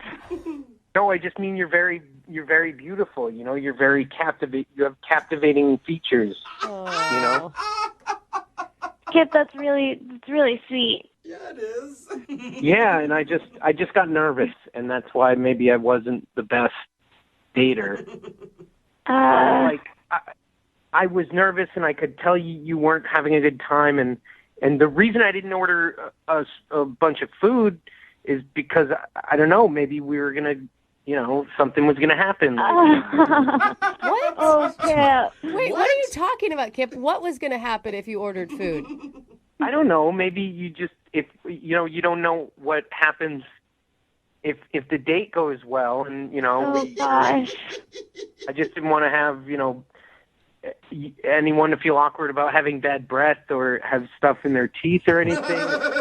You mean like if you guys are going to kiss or something at the end there? Yeah. Okay. Oh, I thought he was planning a lot more than that. Yeah, Sorry. me Kip. too, but I'm not really giving Kip that much credit. I was like, damn, son, slow down. No. I just meant kissing. Like, we might kiss if it went well. It's a date. It's how would, Okay. Kip, I get being nervous, like going on dates and stuff, but you probably don't want to ask if they're having a good time because their face doesn't look happy. Kind of a turnoff. I didn't mean like that. I mean, your face is beautiful. Your whole is beautiful. You're beautiful, you know? I didn't mean it like that. I just meant, like, I could tell, like, you weren't having a good time, and I wanted you to have a good time, you know? Yeah, Kip, but, like, maybe you could have phrased it a little differently. Yeah. Yeah. Maybe. Look, I was nervous, and I don't date a lot, okay? But, like, listen, I'm a really nice guy, and, you know, I just feel like I could do it right, you know? We could go somewhere and get food and I don't know. Mona, think about it. Like, he's laying it all out there. Maybe next time, because it's all out in the open, he won't have those same type of nerves. I mean, he's really sweet, and everything he does seems pretty genuine. Well, how about this, Mona? Would you go out with Kip on a second date? I will pay for it. Oh. Free second date. Time? What's that? Said we would get food this time. You can get food. I promise. Yes, we could do whatever. We could go bowling or get food or whatever. He's the same way.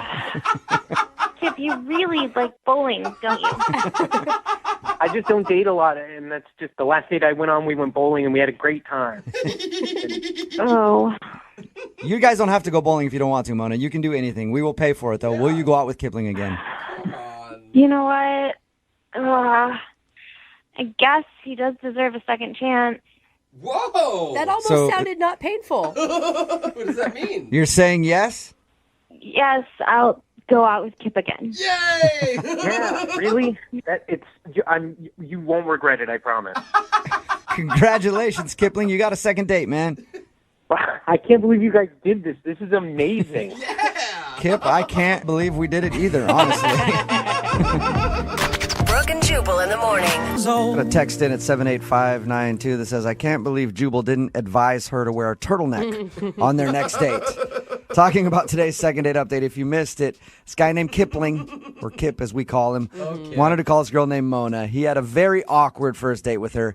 I think he's just kind of awkward at everything. Yeah. He hasn't dated in a while, and apparently he was so nervous on his first date, he couldn't stop staring at her chest. Yeah, he was shocked that she had boobs when he showed up. Yeah. Because He said- apparently he hasn't seen a woman in the last, I don't know, lifetime. She showed up and had a large chest, and he was like, I couldn't even listen to what she was saying at all, and it was very awkward.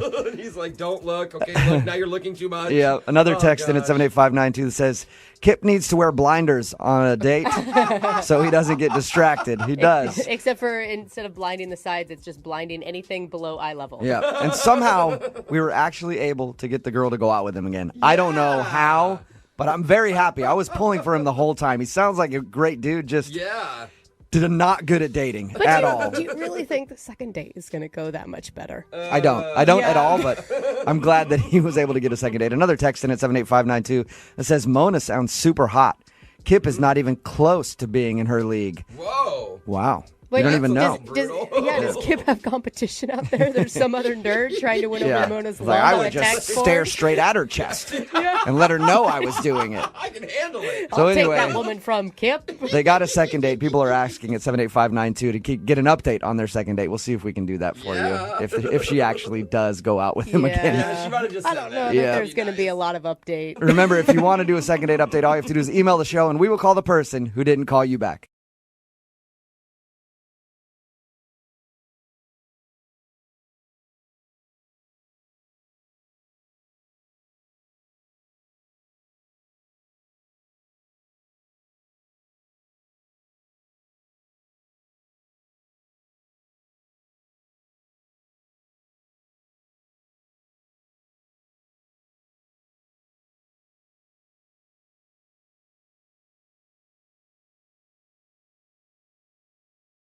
Moving 92.5. Brooke and Jubal's second date update.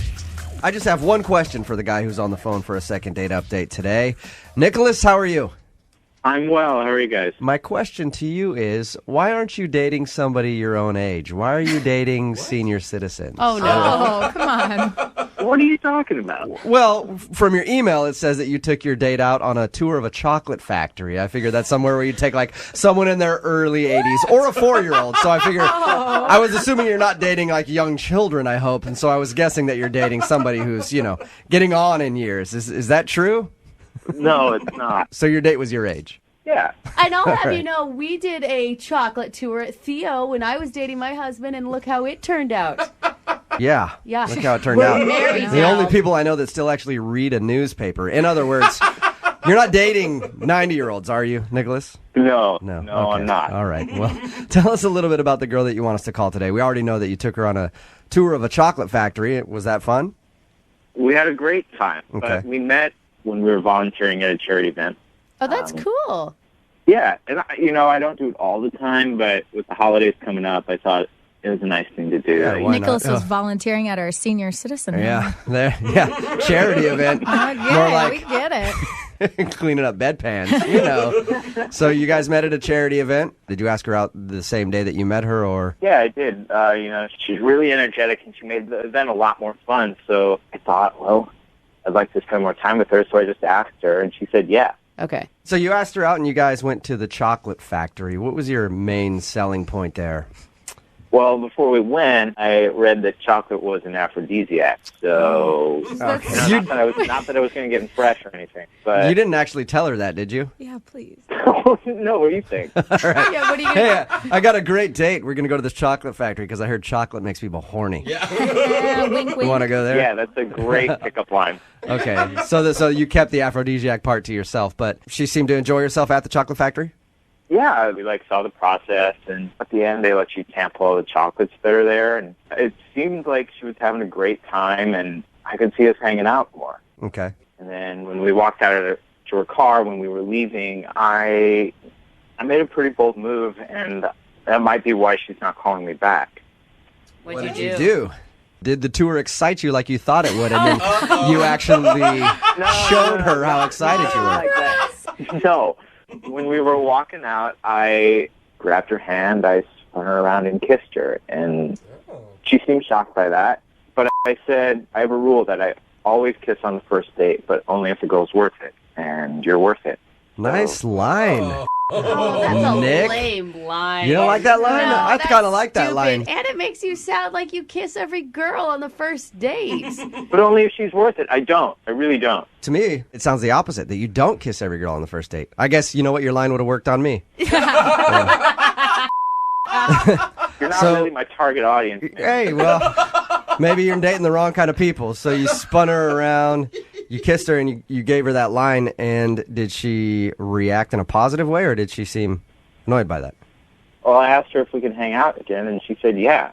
Okay. She seemed really excited by it. So. What kind of kiss was this? Was this like a peck type of kiss, or was this full on like lasting a couple seconds? It was a big romantic kiss. It was like a movie kiss. I wanted her to remember it so I could get a second date out of it. Okay, and she agreed to hang out again. How long has it been since you heard from her then?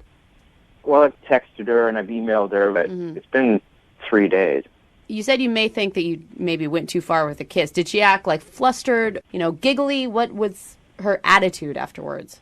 But she was giggly. She was blushing a little bit, but it didn't seem, that didn't seem not normal. Yeah, I think she didn't like it. She wouldn't have told you that you guys would be going out again. She probably would have called the cops on you right then and there for harassing her. So she obviously wasn't that thrown off by your kiss. What do you think it is then? Why do you think she doesn't want to call you back? Maybe she didn't like the chocolates. I don't know. She She's doesn't mad about have the chocolate. any known chocolate allergy that you're aware of, right? I mean, that's the only thing I can think of. She's been in the hospital for a week straight because of her chocolate allergy. All right, well, we'll play a song, come back, call her, get her on the phone, and get your second date update, okay? Awesome, thank you. All right, and by the way, I'm still head over heels about that line that you used. Use it all you want. No, I want you to use it on me, Nick, if this second date doesn't work out for you. All right, hang on. Moving 92.5. Brooke and Jubal in the mornings. Second date update. All right, Nick, here we go. You ready to call Rachel and see why she isn't getting back to you? Yeah, I am. You know what, I was thinking about it. And your whole dating experience proves to me that you just cannot please any woman out there, okay? Either you don't kiss them on a first date and they think that you're a puss, right? Or you do kiss them on a first date and they think that you're too forward. That's why, Nick, I don't even think we should do the second date. I think you need to start dating dudes. And me and you need to go out. Hey, that line that he had on her, really. It worked, dude. It worked with me, man. What do you think? Let's just blow this whole second date thing off and you and I go out. Yeah, I'm not feeling it, man. All right, well. Strange. Now I'm let down. All right, if you're just tuning in for the second date update, Nick wants us to call a girl named Rachel. They went to a chocolate factory, had a tour, enjoyed themselves. At the end of the date, though, what he thinks might have gone wrong is he grabbed her while they were walking in the car, just turned her around and kissed her, and used his little patented line on her. What's that line again, Nick? I have a rule that I always kiss on the first date, but only if she's worth it. But only if she's worth it. And then you do the shooter hands at her. You're worth it. Wink. Yeah, I just want to put. I don't do that. I just want to put that one out there. Oh, okay. No shooter hands. You just say it. Okay, he's texted her a couple times, hasn't heard anything back. All right, man. I'm going to dial the phone number right now, see if we can get her on the phone, and find out if that's what you did wrong, okay? Thank you. Okay, here we go.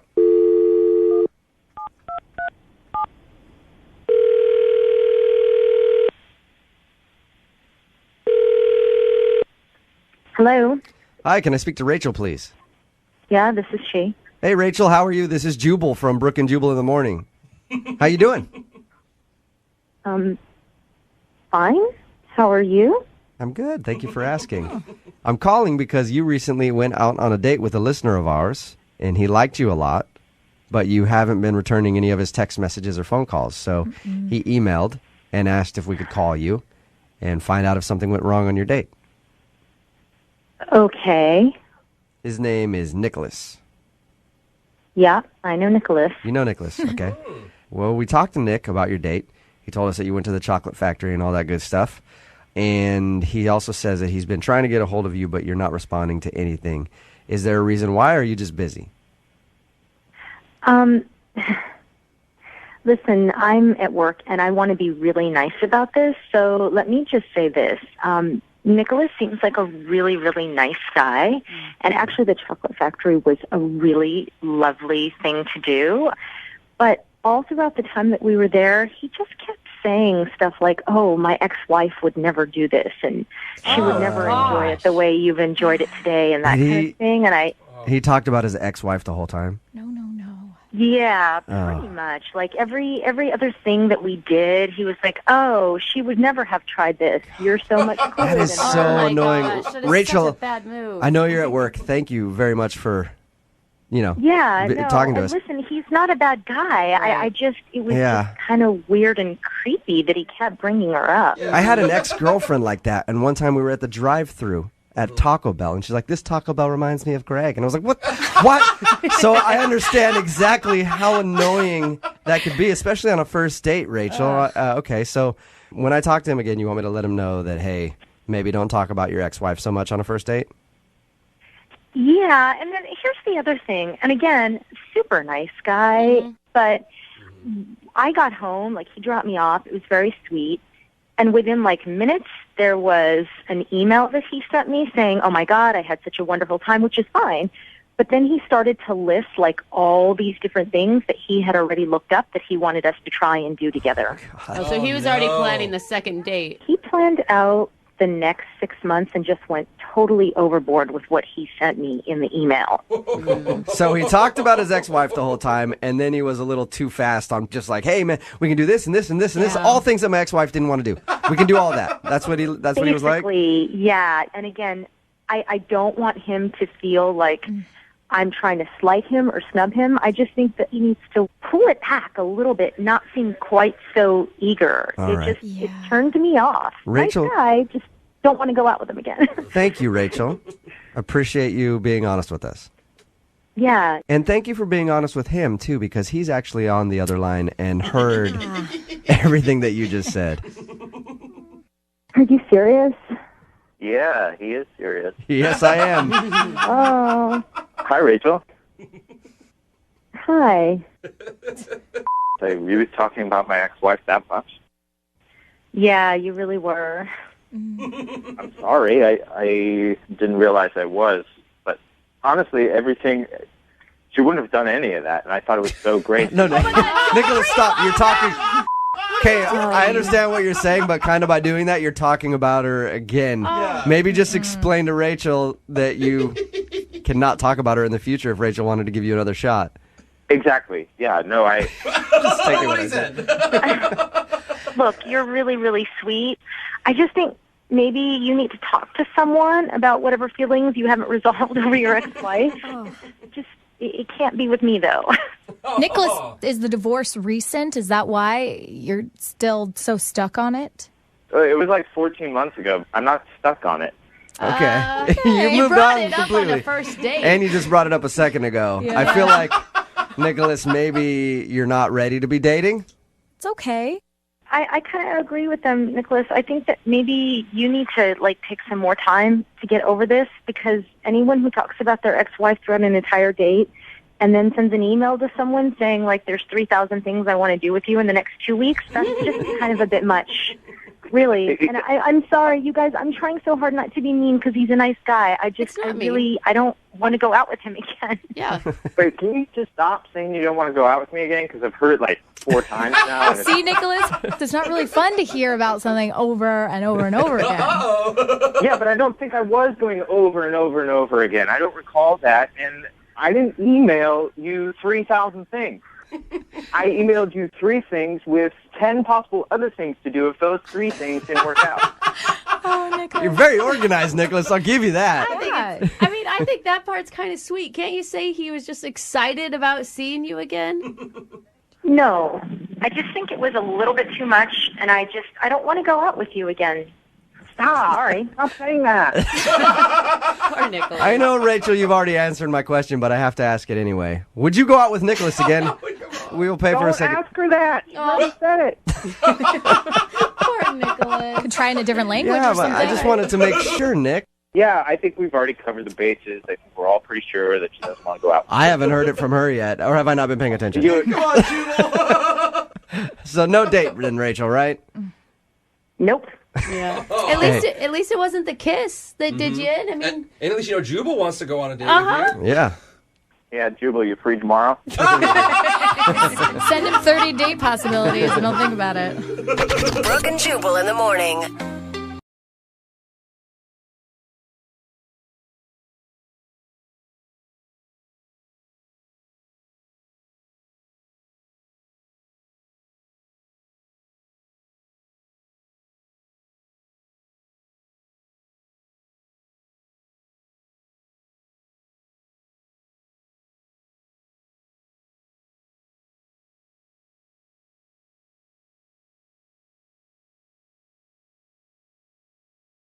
Moving 92.5. Brooke and Jubal's second date update. A guy named Dave is on the phone for a second date update today, and he says he met the girl he wants to call at a bookstore. oh, It's interesting because I don't know how you meet somebody on Amazon. No. Maybe she was she like tech support or you had some sort of chat, like where you were chatting with someone? How'd you do that, Dave? It was a one-on-one chat, yeah. And then I asked her for her number. Wait, what? No. It was for real on Amazon? No. It was I know there aren't many left, but yeah, it was at an actual bookstore. Wow. I love bookstores. I've read about those places online. You read about them? Yeah. Okay. Yeah. So you actually met her in a bookstore. How'd that work? Did she work there or? Yeah, so I was looking for this finance book, just looking for different investment strategies, and I couldn't find the book, so I asked for some help, and she actually ended up helping me find the book. That's a smart way to do it. Yeah, I got all this extra cash laying around. I just need finance books, because I got so much money. Yeah, Yeah, I wish I would have actually thought about that. That'd probably been a better approach. No, I think it's someone who works at a bookstore isn't going to be money hungry. Yeah. Else they'd be doing something else besides selling books. Pretty moderate living, I would assume. What's her name, by the way? Oh, her name's Ireland. Cool. Ireland? Like the country? Does she go by Irish for short? No, it's Ireland, Lynn. Oh, okay. That's got to be obnoxious your whole life. Hi, I'm Scotland. Nice to meet you. Yeah, Lynn. Yeah, she basically she told me that she had read the book. She was really helpful about it. Awesome. She pointed out a couple chapters specifically that she had liked, and helpful. Yeah, it was good. And then is that when you asked her out? Yeah, I pretty much just asked her out right after that. Okay. I don't know. So I was just kind of I just felt like there was a vibe happening, and That's cute. What'd you guys end up doing? so we ended up just kind of meeting up and going to just a happy hour, and conversation was good. We didn't really, we were able to talk about more personal things, not really about, what I was in the bookstore for. So you guys were able to find some topics to connect on? Yeah, but there was one part of the date where I felt like I maybe kind of went overboard, maybe overshared a little bit. Uh-oh, yeah. That's not good. What'd you overshare? So, you know how, like, sometimes you always have the back and forth of, like, what's your most embarrassing story? Mm-hmm. I think I may have just, like, told her, like, the most embarrassing story rather than just kind of, like, ease into the embarrassing stories. What is maybe it? something a little bit lighter. It's so stupid. Whenever I was 14 years old, I went to, I had a wedding that I went to, and I ended up making out with my cousin. Oh! That's a lot, man. Yeah. No matter what Yeah. age, it's usually not a good thing to share with someone that you've made out with your cousin. Did you tell the story as if you had a lot of regret, or maybe you didn't know it was your cousin? Well, I mean, it was just the most embarrassing thing that had ever happened to me in my life. It was just it was obviously just a mistake. I had no idea. Yeah, I didn't find out until like much later, like afterwards. Okay. And her embarrassing story was just like she like tripped on a sidewalk. It wasn't even like that embarrassing. Yeah, so nothing compared to yours. You should have let her go No. first. That way you could gauge it, you know? Exactly. Should have let her go first, but Oh, yeah, she was a little taken back by it. And yeah, right there, I was just kind of like, oh no. Yeah. I mean, you were 14. You didn't even know it was your cousin. I have a hard time believing that's a deal breaker for her. Mm-hmm. Yeah, I mean, I'm happy I didn't tell her that, like, I thought my cousin was really hot at the time, because, like, that would have probably threw her off, like, even more. Because you did. All right. How were feel like- things after that? Did the date end quickly? I mean, it didn't really end quickly. It probably lasted, like, a little bit longer, maybe, like, a couple hours, but that's Oh, a lot it's a long longer. time. at the end of the night, I asked her if she wanted me to, like, because she only lived, like, a couple blocks away, but I asked her if she wanted me to walk her home, and she kind of hesitated at first, so it kind of felt like it was, like, a pity walk, to be honest with you guys. I don't know. I think she could be hesitating because maybe I would feel like you were trying to get up into my place. Yeah, but it was also kind of like the conversation just kind of died down. It felt like, maybe I'm awkward, but I kind of picked up on it. And then I didn't try to kiss her at the end of the night just because didn't feel like the chemistry was there anymore. And Yeah. She wasn't your cousin, so why are you going to try to go after her kiss, you know? that's kind of like a low blow. I mean, I'm already like. So did you guys say you were going to make plans for later, or? We didn't make anything official, just kind of like, I had a great time, definitely want to hang out again, but it's just kind of like almost like just being nice to each other. Yeah. But I've reached out to her a couple times. I've not heard anything back from her. Yeah, it sounds like things definitely fizzled out, which is not a good way to end. I don't know. I still want to try, though, just because, I really felt like, at least initially, we had a really good connection. And, maybe if I said something stupid or, like, other than the big thing, maybe I could explain myself. Right. But I really felt like it was worth it for me to try to reach back out to her. Okay. All right, well, play a song and then come back and call her and get your second date update, all right? All right. Okay, hang on. Moving 92.5. Brooke and Jubal in the mornings. Second date update. Any first date that involves a kiss is usually a good thing. Unless that kiss happens to be with your cousin.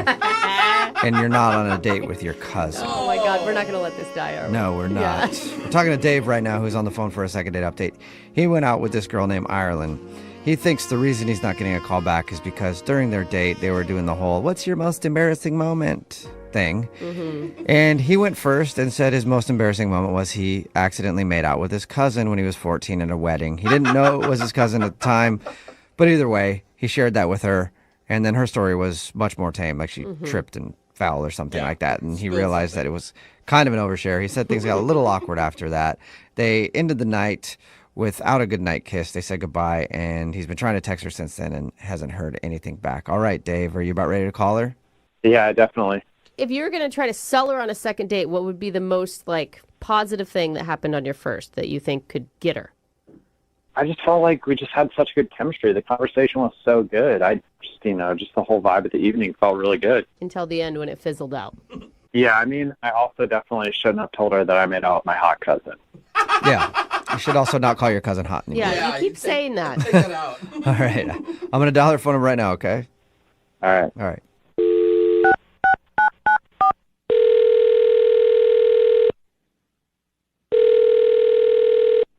Hello? Hi, may I speak to Ireland, please? Yeah, this is Ireland. How are you? This is Jubal from the radio show Brooke and Jubal in the Morning. What? You're calling from the radio?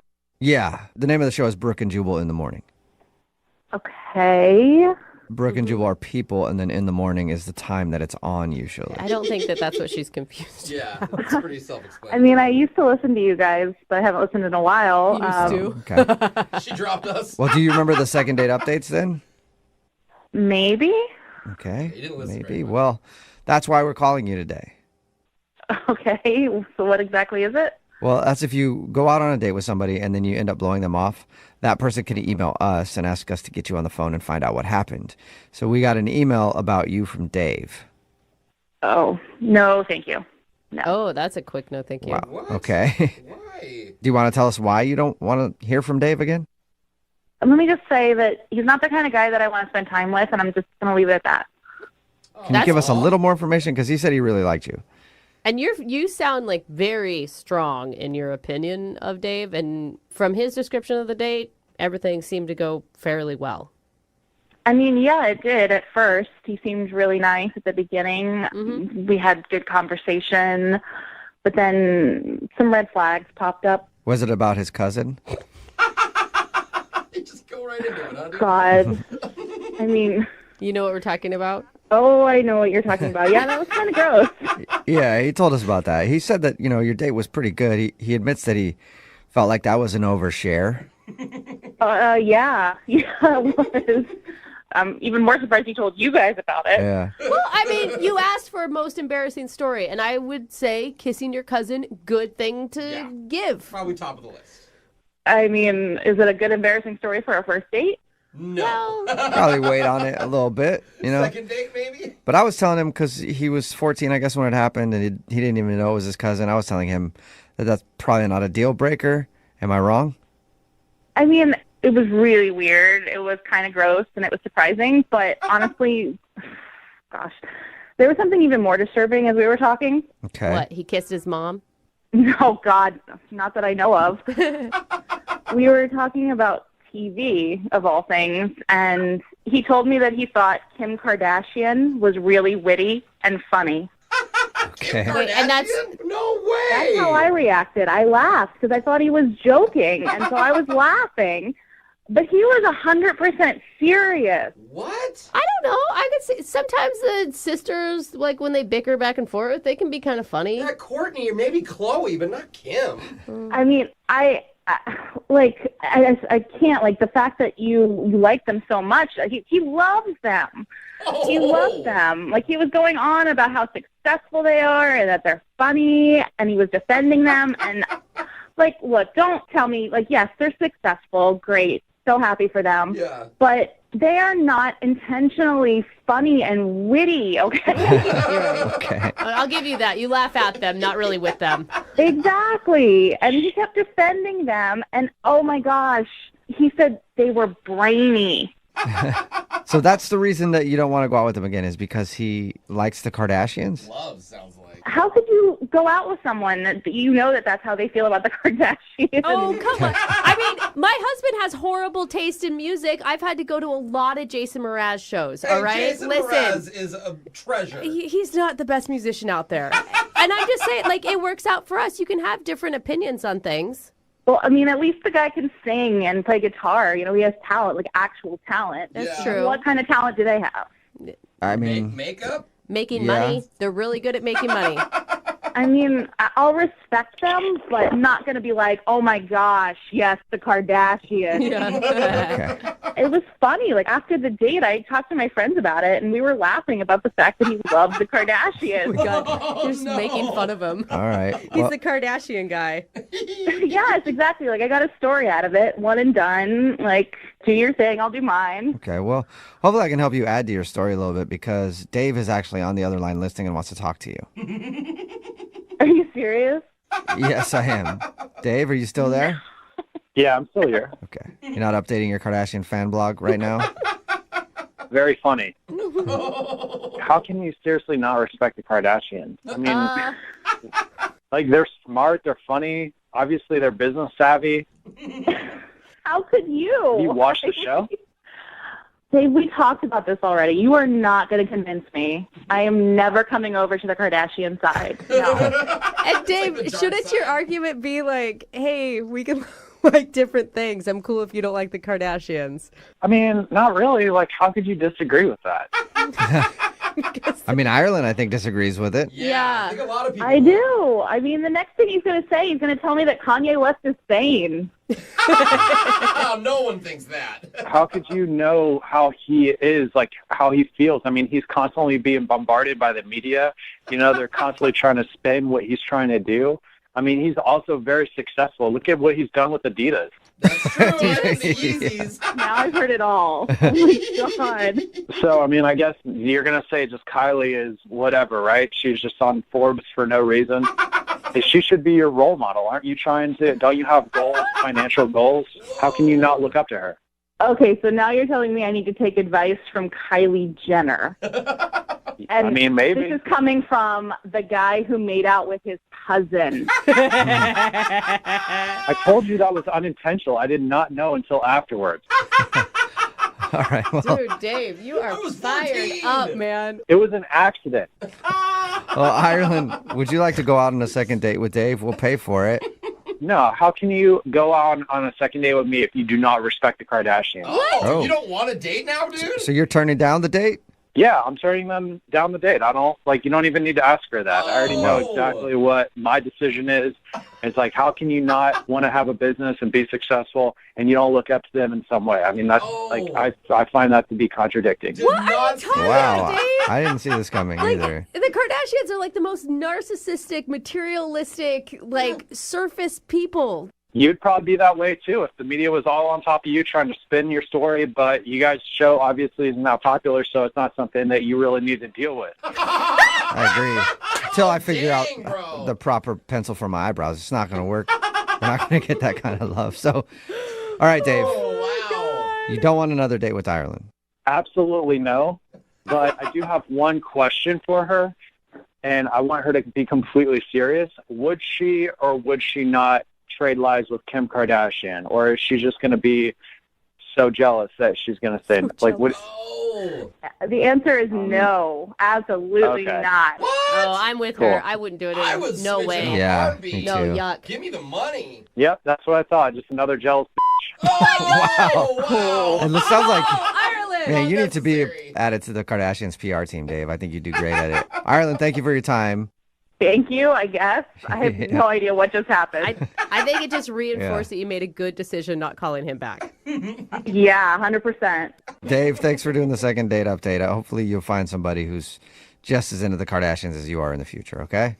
Well, I'm surprised you guys didn't make another cousin joke. No, I was about to say that in the dating world, making out with your cousin is less offensive than like in the Kardashians. There it is. Good job. Yeah, thank you.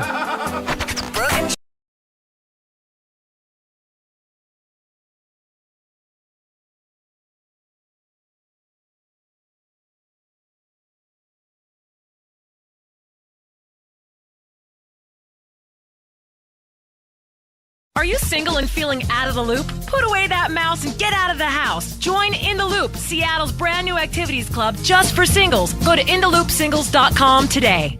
Moving 92.5. Brooke and Jubal's second date update. Sometimes when you're out on a date, as a guy, you want to showcase how macho and manly you are and also how spontaneous you are, and you make decisions on a whim. Yeah. Like the guy on the phone for today's second date update. He originally planned to go to a movie with the girl that he took out, but then he made a boss move, and he was like, F it, we're bowling. And he decided to switch it up on her in the middle of the date and go bowling. Sounds like a fun time. Hey, James, how are you?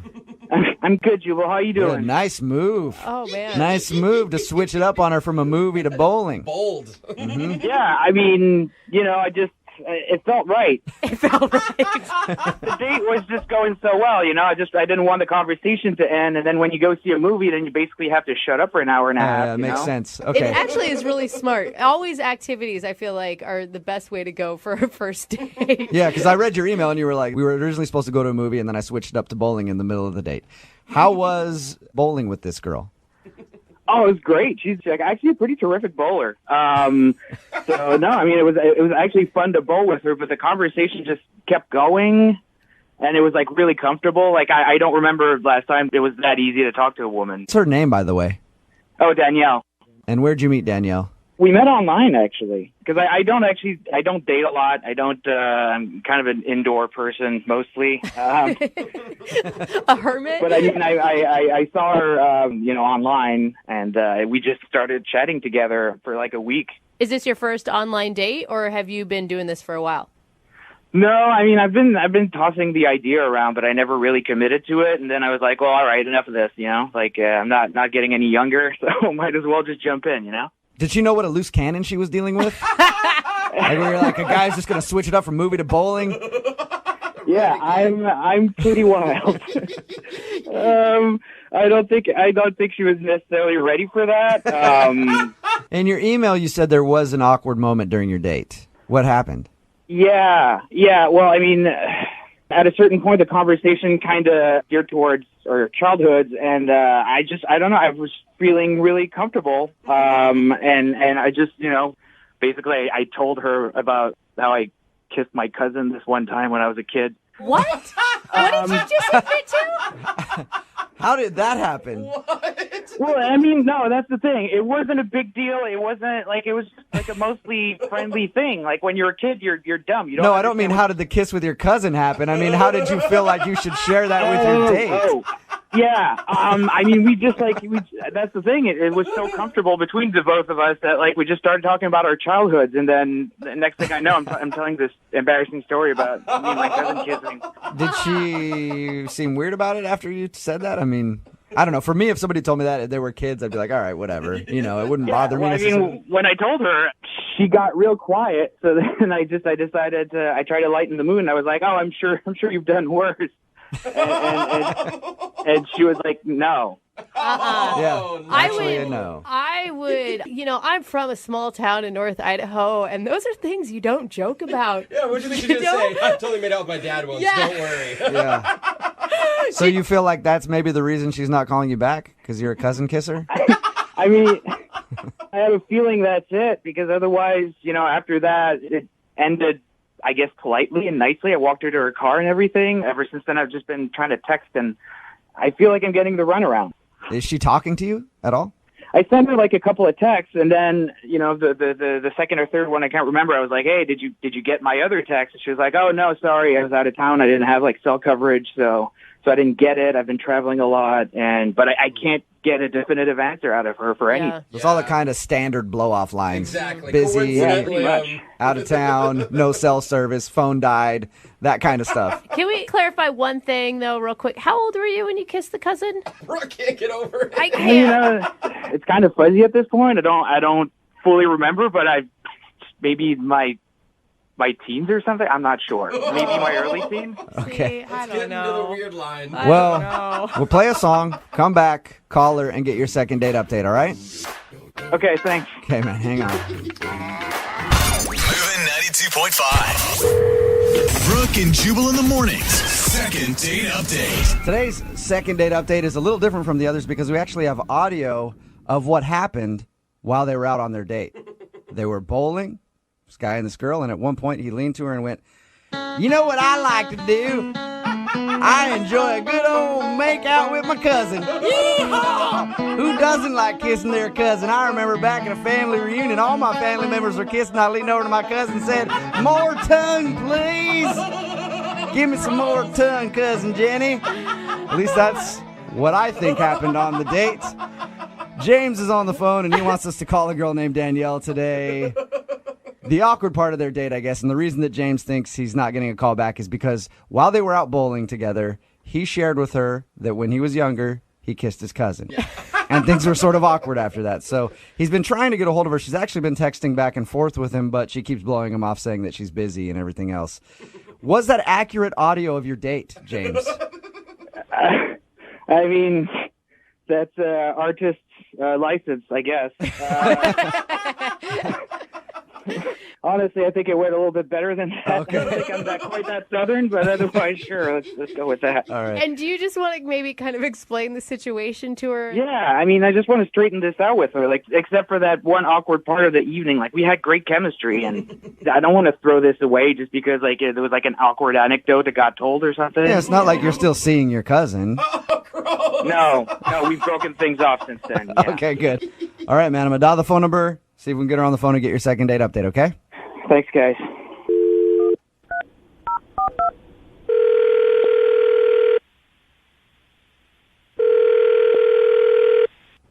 Hello? Hi, can I speak to Danielle, please? This is Danielle. Hey, Danielle, how are you? This is Jubal from Brooke and Jubal in the Morning. Hello. Hello, what's going on? Nothing. Just enjoying a break right now. Sweet, so I got you at the right time, I guess. I guess so. We do a segment on our show called the Second Date Update. It's where if you go out on a date with somebody and then end up blowing them off, they email us to see if we can get you on the phone and ask why. What? Do you remember going out with a guy named James? Yeah, I remember James. Okay, well, we talked to James, and he told us about you guys going out and hanging out at the bowling alley, and he said that he had a really great time, but he says he's been trying to text with you, and you've just been being like, I'm busy, I'm out of town, my phone's dead, all that kind of stuff. Yeah, it's been a hectic time. So you really are busy? Yes, I'm actually busy. So you liked James, like you thought he was cool. Yeah, James was really cool. Okay, then why are you always busy and not able to hang out with him? Are you still trying to process the fact that he made out with his cousin when he was a young boy? He told us about that little awkward moment during your date. Oh, I can't believe he mentioned that. I couldn't believe he told me that. You still liked him after you found out he kissed his cousin? It was a little awkward when he brought it up. And he was really nervous too, but it was all really endearing. I mean, he's a kid. Yeah, it wasn't like he was saying he was 25 years old. Yeah, he wasn't like his cousin. He went out with his cousin before he went out with me. Right, Yeah, right. like, oh, dude, I just had coffee with my cousin in a huge makeout sesh. I'm so excited to bowl with you right now. So I don't get it, though, because I'm sorry. Every guy I've ever met, I'm a pretty busy person, but if I like them, you make time for them. Yeah. Totally. I just had a situation, something happened, and I just couldn't see him. I needed some time. You needed some time, or you got like another relationship going on or something? No. Nothing like that? No, nothing like that. Okay, but there's something going on in your life where you can't make time to go out with him. Right. I had a bit of a situation, and I just need some time before I can see him again. Okay, it sounds really shady. I'm just going to be honest. Is it shady? It's not. It's not shady. It's embarrassing. For you? For me, yes. What is it? Now we're dying to know. Yeah, I have to know now. I just need another week, at least, before I see him again. That's all. You need a week. And then, my situation will be done and over. What? It's another relationship. Your divorce is going to be final in a week. Your divorce is going to be final in a week. Is that it? No relationship. None of that. Just a little procedure that I have to have. Whoa. You're getting fake boobs? No, that would be a nice surprise, though. Yeah, he'd be excited about that. He'd be like, I'll wait a week. That's fine. Like a medical procedure? It's not. Fine, I'll just tell you guys. Thank you. And this happened after my date with James. I was really late for work one day. I'm rushing out of the house. I'm in a panic. And I ran into my door. It was like, go to open it. I run into my door, and I knocked my teeth out. What? You knocked your teeth out? Yeah. And So, you poor thing. while we talk to you right now, are you currently toothless? I didn't lose all of my teeth. It's my two front teeth. Oh, no, honey. Oh, wow. So you knocked your two front teeth out, and that's why you needed time. Yeah, I don't need him to see me like this. I can understand that. If you go out with a girl and she's got a perfectly full set of choppers and you show up and you're like, where'd your two front teeth go? Yeah, and it's just not a story I would like to tell over and over again. Hey, he does like kissing cousins. It may be right up his alley. You never know. Instead of texting him and telling him, I'm busy, why don't you say, hey, I knocked my front teeth out, and I don't really feel like going out on a date until I get those replaced. Well, I went to the dentist immediately, right after it happened. It wasn't the first thing on my mind to let him know that this happened to me. And the dentist said that I would be able to get it fixed pretty soon in the next few weeks, so I'd rather just get it fixed, get it done, so that when if I go out with James again, he's not looking at me trying to figure out what part of my tooth is fake. I would never tell a soul if I were you. I wouldn't go to work until I got it fixed. Yeah, it has not been fun. Yeah. The interesting thing about not telling anybody is that James is actually on the other line listening, Danielle. Oh, my God. Oh, God. Hey, Danielle. Oh, you could have told me that you knocked your teeth out. Like, that's fine. It's not your fault. Oh, I can't believe that this is happening to me right now. I mean, you don't have to be embarrassed. It's fine. It's okay. I'm not judging you. It's not fine. My two front teeth are missing. I don't need anybody looking at that. Believe me, I understand. Sometimes something like that happens. You don't want to look like weird and off-putting, but it's an accident. You didn't set out to knock out your front teeth by yourself. Look, I appreciate everything you said, but I just want to get it fixed. I get it. That's fine. If you want to take the time that it needs to, get your new choppers in and stuff, that's fine with me. I'm just so relieved.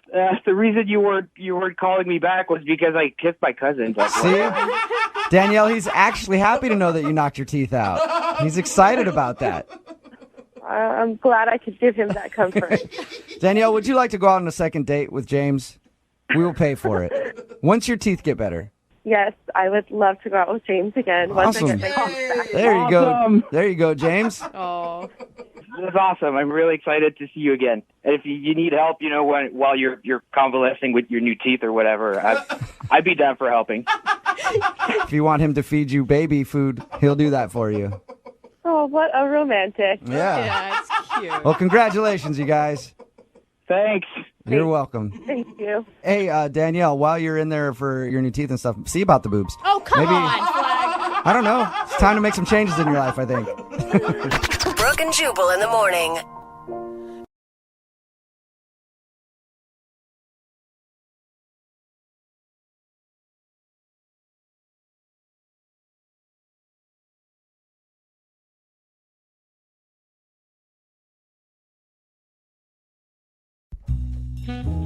You know what might be the most important date of your entire life? What? It's the first date after you get out of a long-term relationship. That's not. Oh, yeah, it's a rebound. Yeah, it's not important. It's just will it lead to the bedroom? Because that's No. the only way I'm getting over it's the like last you see guy. how out of it you've been, The how thing out of is, the world. if that date ends up being a bad one, Yeah. you could end up swearing off romance forever. That's true, actually. You're giving it one date after a breakup? Jeez, No. are you not patient? It doesn't have to be perfect. It doesn't even have to be good. Okay. You just hope it doesn't go horribly, horribly wrong and blow up in your face. I get that. But unfortunately, that's what happened to one of our listeners, Krista. Okay. And before she makes the decision to give up on men forever, Wow. she's reached out to us for a little bit of help. So, Krista, first of all, welcome to the show. Hi, good morning. Hi. That is a heavy welcome, Krista. Now, I mean, if you had such a bad date, why do you want to call this guy back? Okay, well, I have to explain though, 'cause it's not really a bad date with this guy. Okay. Okay. Give us the rundown. Tell us what happened. Okay, so I was in a 2-year relationship. That's over. I'm newly single. I'm on apps, a few apps. Yeah. So I matched with this guy on Tinder. His name's Paxton. I'm okay, great, fine. And Try not to judge him by his name. I mean, it's hard not to, though. Yeah. Everybody had an image in your head as soon as you said Paxton. He was definitely a prom king. Yeah, frat boy, Paxton. yeah, no, I could tell right away. He's super douchey. He's a Paxton. Okay. Is that a good thing? No, he talked about himself the whole time. And he kept using the term, he kept going, boy. Oh, God. Oh, God. How long did it last? How long were you on this date for? It sounds terrible. Why do I like him? Well, he was talking about like these hot women he's hooked up with. Of course he was. He's like, oh, but you're not like them. But that's a good thing. Like the hot part or the hookup part? Yeah, wait a minute. The hot part. Oh, what a D-bag. Oh, God. That's awful. Tell a girl she's Yeah, you're really like natural looking. What do you say to that? I just stared at him. I was like, what the, and then like he had some shots in front of him. He's like, oh, I'm gonna get more drinks. And then he goes, more drinks, buddy, or whatever. I like him. Did you Did you just leave? I mean, like, I'm not up for like ghosting somebody on a date, but this guy sounds terrible. He sounds like an eye roll. Just like, dude, get out of here. So what happened next?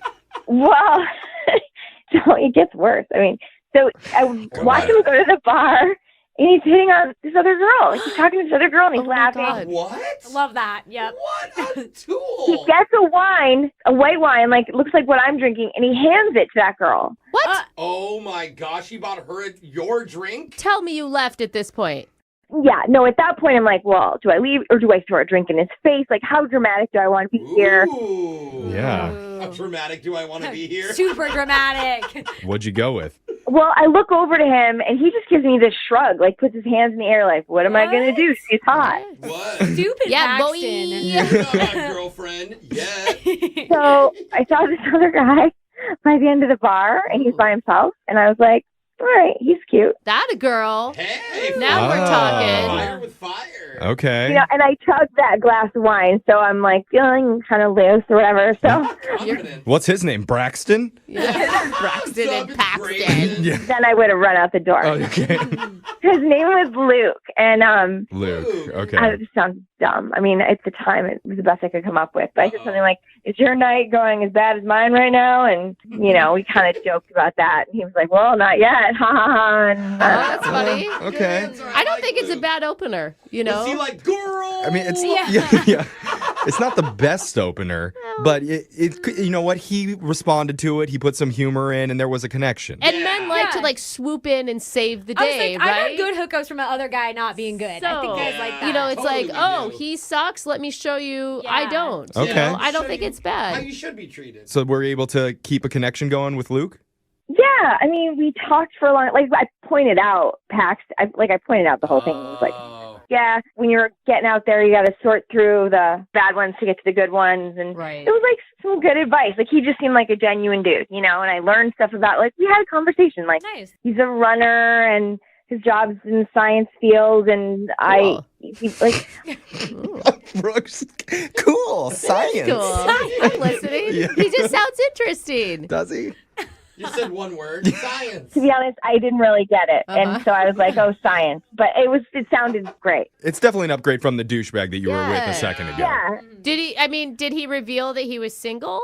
It seemed like it. Well, he said he was there to meet a friend, and his friend couldn't make it. He had plenty of time. When you go like, oh, yeah, I'm just out. My girlfriend's out with her friends tonight. He had plenty of chances to, like, throw that in. Yeah, that's true. But if he liked you and he was flirting with you, even if he didn't have any intention of doing anything, like, men also like the, stroke our ego. Totally, totally. Even if I he still has got a girlfriend, he's like, well, I'm not going to do anything, so I'll just let her continue to think. Yeah. So how'd you wrap things up with Luke? Well, okay, so I'm the one who suggested. I was like, we should hang out again. And he took my phone. He put his number in my phone. Okay, So, that's a bold move. yeah, so I texted a couple times, but he didn't respond. But, like, maybe he wasn't attracted to me. Like, maybe he thinks I'm desperate because I went from one guy to, like, hanging out with him or whatever. But I did like him. Or he has a girlfriend. It's possible. I guess we're going to find out. We will. Okay, let's play a song. We'll come back. We'll call Luke for you, and we'll try and get you your second date. All right, boy? Oh, if Luke doesn't answer, let's call Paxton. All right. Oh, no. Okay. Yeah. We'll do it right after this. Hold on. If you're just joining us for the second date, one of our listeners, Krista, called for help. She just got out of a 2-year relationship, and the first guy she meets off Tinder turned out to be a real winner. That's not exactly And by winner, I mean gold medal in the douche Olympics. There's the theme song. It is the Olympic Games. Yeah, I'm going to spare you the details of it, but basically this guy Paxton ended up hitting on another woman in front of Krista and even handed that other woman her drink. Yeah. So Krista decided to get back at him by talking to a different guy who was sitting alone at the bar. I mean, also because she didn't want to waste her good makeup and hair and Yeah, everything. I don't think it was about Paxton at all. No. She saw an opportunity and she took it, Jeffrey. That's right. And so she met this new guy, Luke. They had a great conversation, according to her. But now, after exchanging phone numbers, Luke is not responding to any of her texts. But Krista, did I miss anything there? No, I mean, that's kind of it. It's depressing when you say it, though. I don't know. I think you should look at it the other way. I think you're going to be just fine in the dating world. I think Luke's going to have a girlfriend. That's what I think. But Yeah, me that's, too, bro. that's not on you. I no, agree. that's how the dating world is. Yeah. Hey, doesn't mean we still can't get her a date. Yeah. and then we'll have a silver medalist in the douche Olympics, Luke. But let's find out for sure, okay? We're going to call Luke's number and see what he has to say. You ready to do this, Krista? Yeah, okay. All right, here we go.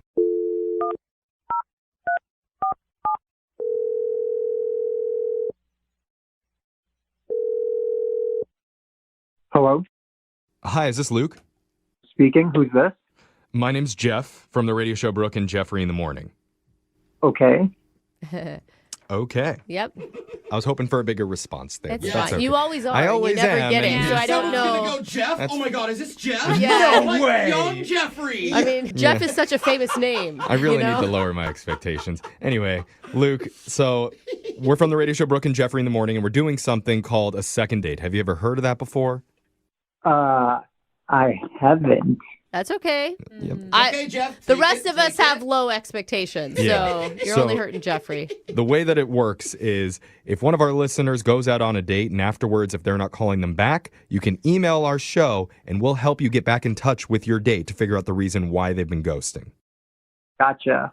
Okay? Yeah. And you didn't actually technically go on a date, but Yeah, so this falls in the gray area, but recently you met a woman who really liked you, and her name's Krista. Oh, Krista. Yeah, she was super sweet. Oh, Yeah. that is a positive response, Luke. I mean, yeah, normally we don't get those types of responses. Maybe 2% of the time they'll say something really happy and uplifting. Yeah, the rest of it's like people are dry heaving Yeah. on the other end. Oh, no. So we're off to a really good start with this phone call already. So Now- you liked Krista? Super sweet girl. Yeah, absolutely. Ooh, he said super sweet twice. That's fine. Yeah, that's okay. So obviously Krista's confused because according to her, she's been trying to reach you after you guys hung out and you have not been responding. Yeah, I just think maybe it's not going to work out between us. Like, I don't know, I'm just not sure, so I didn't want to kind of lead her up. Is that because you're in a relationship, Luke? I'm dating here and there, but nothing really exclusive right now. Are you one of those people that just keep thinking like something better is going to come along? Like Brooke, that's just what you committed? think all the time. I've never thought of that. Doesn't want to You're not date good long enough. Yeah. I don't know. I think a lot of people feel that way. That's how she feels about her husband they right just now. like to play I the love my field. husband. What's going on, Luke? Well, you've clearly spoken to her. What did she tell you guys?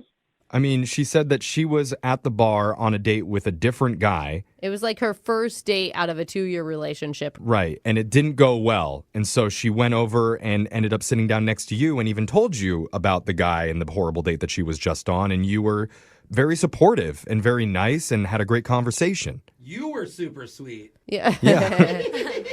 And she says that you gave her your number and you guys were talking about hanging out again. Like it seemed like there was chemistry from her description. Is that not true? That's all true, 100%. But here's what happened after she left. Okay. Okay. That guy that she was with, Paxton, came over. Oh, no. Came over to you? He came over to me, started talking to me. And at first he was super confrontational.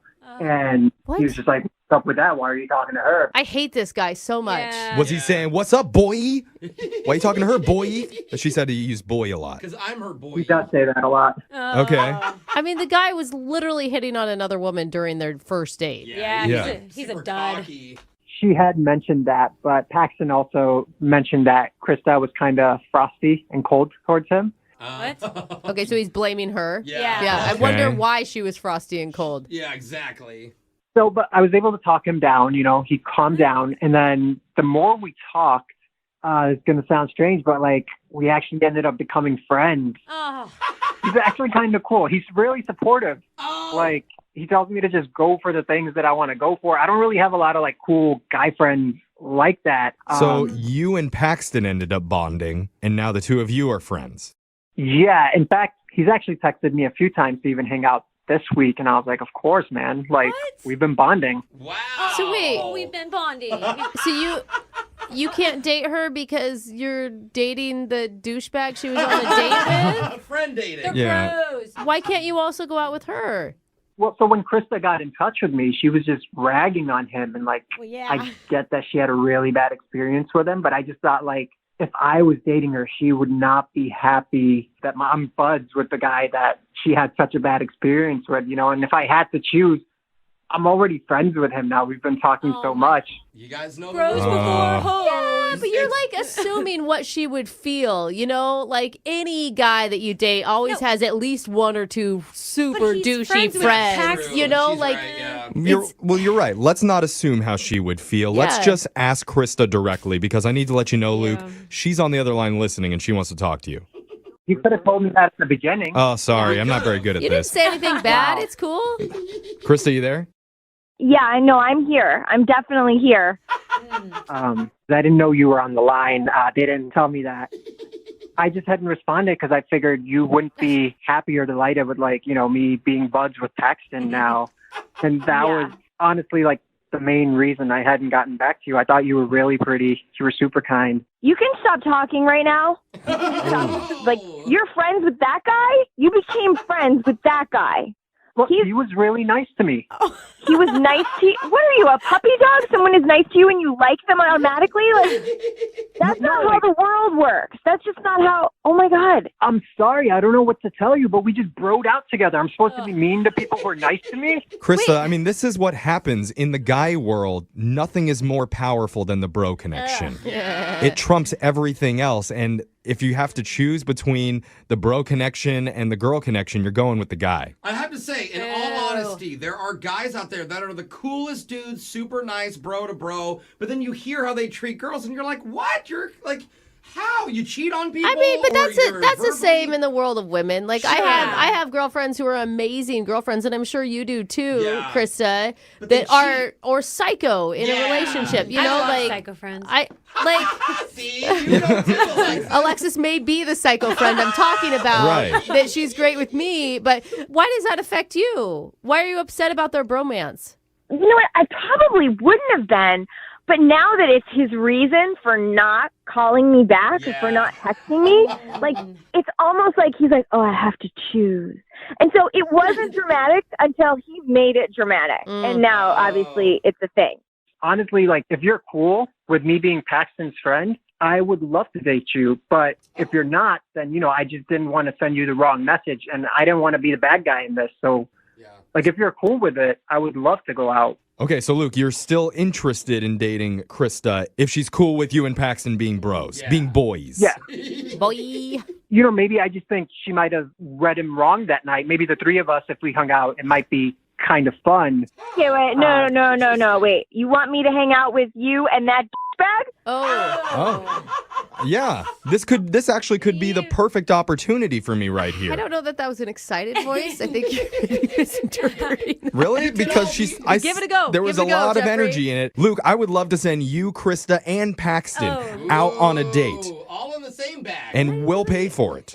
I would have gone on a date with just you, but why is this guy, what is happening? What is happening? Paxton's really cool. After a few shots, that guy's even more fun than he was, like, in the beginning. Oh, more fun? That's a good sign of someone you want to hang out with. Yeah, Krista, you just got to take a few Jaeger bombs and you're going to love them. I don't want to go on a throuple date. Oh. Okay, well, I guess we'll have to change all our plans, but maybe there's a way that we can just get you and Luke to go out, just the two of you. Luke, is that okay? That would be fine with me. I just want to be upfront that, like, Paxton is now a friend, and, you know, if I'm given an ultimatum someday, I'm going to have to go with my friend. Okay. Okay. Well, that's not a red flag, Krista. We'll get that put down on paper and notarized to make sure that it's legal. But, Krista, what do you say? One more date with just Luke. I don't even understand this whole thing has been so weird. Yeah. But I don't really have anything else going on right now. Yeah. All right. Yeah, boys. Successful second date. You are not going to regret it, Krista. I'm so much more fun. Ever since I met Paxton, you're going to love it. You can just stop. Just stop. Just stop. Just stop.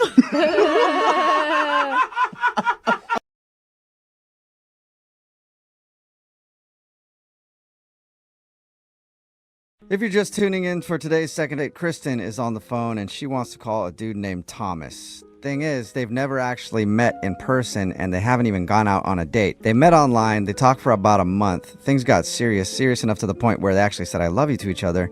And then they set up a dinner date and Thomas never showed. And his excuse was that he went to the same restaurant but in a different town, so he didn't have time to meet her. Then she Googled if that restaurant was in that town and no. So it certainly seems like he's lying. All right, Kristen, before we make the phone call, I do have maybe some news that might be kind of disturbing to you.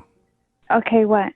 Well, I am actually Thomas. Oh, my God. Yeah. I set this whole thing up to meet you during a second date. Yeah. Romantic. I know. Pretty impressive. Weird. Oh, my God, you guys, my heart just throbbed. What are you doing to me? Yeah, seriously. Because right now, Thomas could be anyone. Do you still buy his story that he's who he says he is?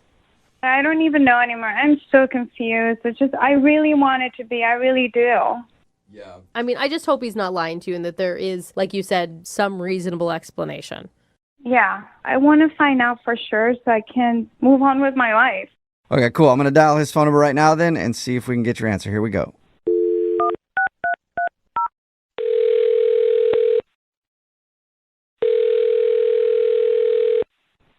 Hello? Hi, can I speak to Thomas? No, this is not Thomas. This isn't Thomas? This is Glenn. Can I ask who's calling? Yeah, my name is Jubal. I'm calling from Brooke and Jubal in the Morning. It's a radio show. Okay, hi. Hi. I was looking to speak with a Thomas. Yeah, no. Okay. Well, you said your name was Glenn? Yep, it is. Okay. Well, Glenn, let me ask you a question. Did you start kind of an online relationship with a girl named Kristen a little while ago? Sorry, what is this about? I knew it. I wasn't answering my question, Glenn. Yeah, exactly, Glenn. Well, the reason that I'm asking you, Glenn, is because Kristen emailed us. Because we do a segment on our show called The Second Date. That's where if you go out on a date with somebody and then they end up not calling you back after, you can email us and hopefully find out why. And she told us a little bit about meeting a dude named Thomas online and talking to him for over a month. Things got very heated to the point where Thomas and her were saying, I love you. And then there was supposed to be a dinner date and that never happened. But strangely, the phone number that she gave me for Thomas is for you. And your name's Glenn. Oh, yeah. No, sorry, I was confused. I am Thomas. Yeah, Okay. right, Glenn, we know that you're lying. Just come out with it. Why are you leading women on and telling them I love you on dating apps and toying with their emotions? That really hurts people. I know it sounds like that. No, let me explain. So Thomas is my middle name, and I go by Glenn sometimes and Thomas sometimes. Okay, but so you're admitting that you're the person that she was talking to. Yeah, no, I know Kristen, yeah. Yeah, Okay. wait. The Kristen that you were supposed to meet at the restaurant where you said you were in a restaurant in a different city, but then when she looked up that restaurant in the different city, that didn't exist?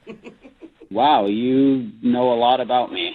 Yeah, I did try to meet her. Okay. I mean, it's kind of weird how honest you're being, because normally when people catfish somebody online, they would try to deny it. Well, it's kind of complicated. I guess you could call it a catfish, but it's not like that. Okay, well then can you Oh my try to gosh. explain it, please? So actually I've met Kristen before. What? You've met her before. You mean like you had seen her picture on the same dating app or something?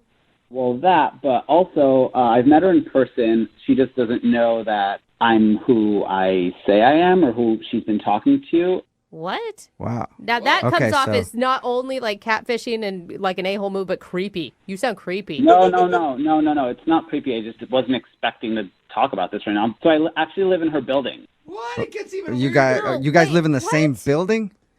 Yeah, it does not as I didn't move in to like stalk her. I live in the apartment underneath her and I really like her and I'm just really nervous to talk to her. Okay, no one brought up stalking. You're the only person that jumped to that conclusion, which is also a red flag. No, you guys are accusing me and it's making me sound like I'm crazy, but I'm not. I really like Kristen and this whole situation is weird and I'm not a catfish.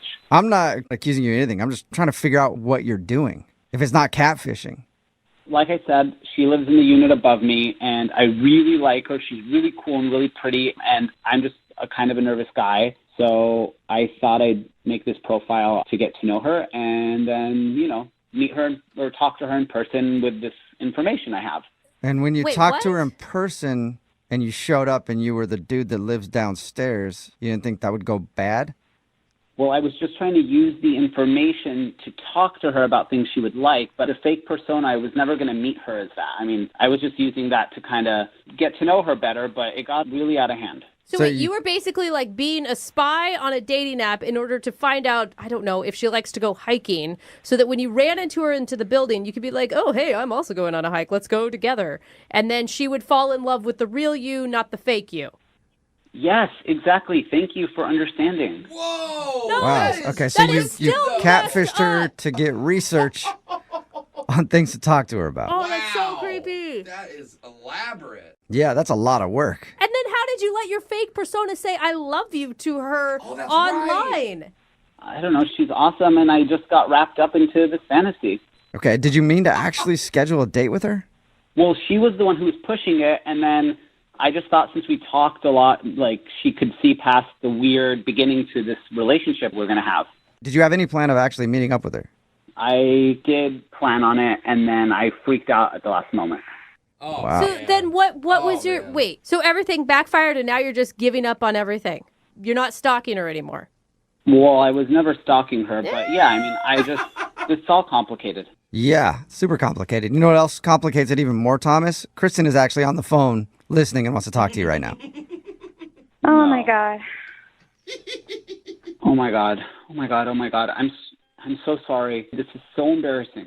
I don't even know what to think. I don't think any of us do. Either. Yeah. Who are you? Oh, Glenn? I don't even know who you are. Like, what do you look like? We actually talked once in the laundromat, but I live underneath you. I'm in 102. I'm the guy with the shaved head. I'm really sorry. I didn't mean for it to get like that. I think you're really cool, and you're so beautiful, and I just was worried it wouldn't go well, so I don't know. So you decided to catfish me? Is that what you did? I mean, this is embarrassing. Well, okay, every night I have to hear you with your boyfriend upstairs, and that should be me. You don't even know me. Wait. What boyfriend? What are you talking about? Yeah. That blonde guy, the one with the hair up to his shoulders, he's been around for like 6 months, and I hear you guys all the time. First of all, he's not my boyfriend. It's nothing like that, okay? He called you his girlfriend. I've heard it. What? You're like spying on her. So not only are you like creating fake personas to get into her life, but now you're just straight up listening to her conversations inside her apartment. No, our building is small, and you guys are saying I'm lying. Well, she's also lying. Really? Yeah. Do you have a boyfriend or not? Because if you do have a boyfriend, it's weird that you're online trying to meet dudes, telling them you love them. Yeah, but it's not my boyfriend. It's a friend. We hang out a lot. It's a fun thing. It's not my boyfriend, and he knows that. Oh, man. You guys are both kind of out. No, like, no. What's going on right now? I don't care if she's dating 8 other dudes right now. What he did is so creepy.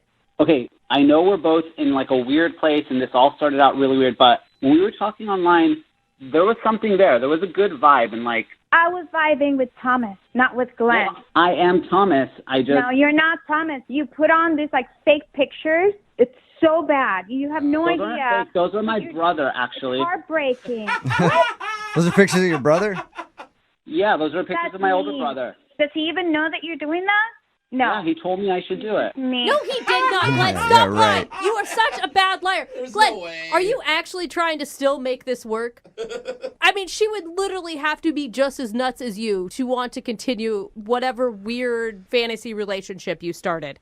Whatever. I mean, I'm not moving out of the building, so either we go on a date or just like, I don't know. Oh, my God.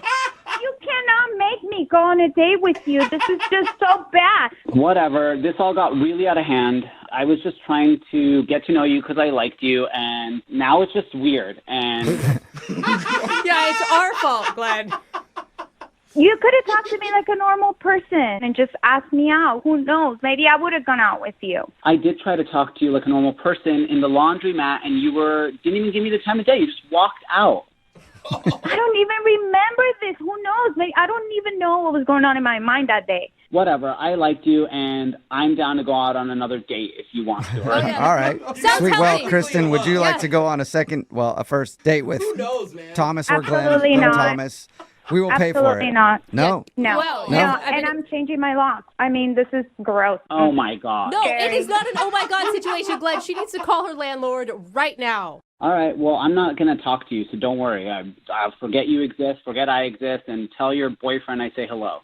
Oh, my God. He's not my boyfriend. How do you do a second date for a couple who's never been on a date before and never even met in person?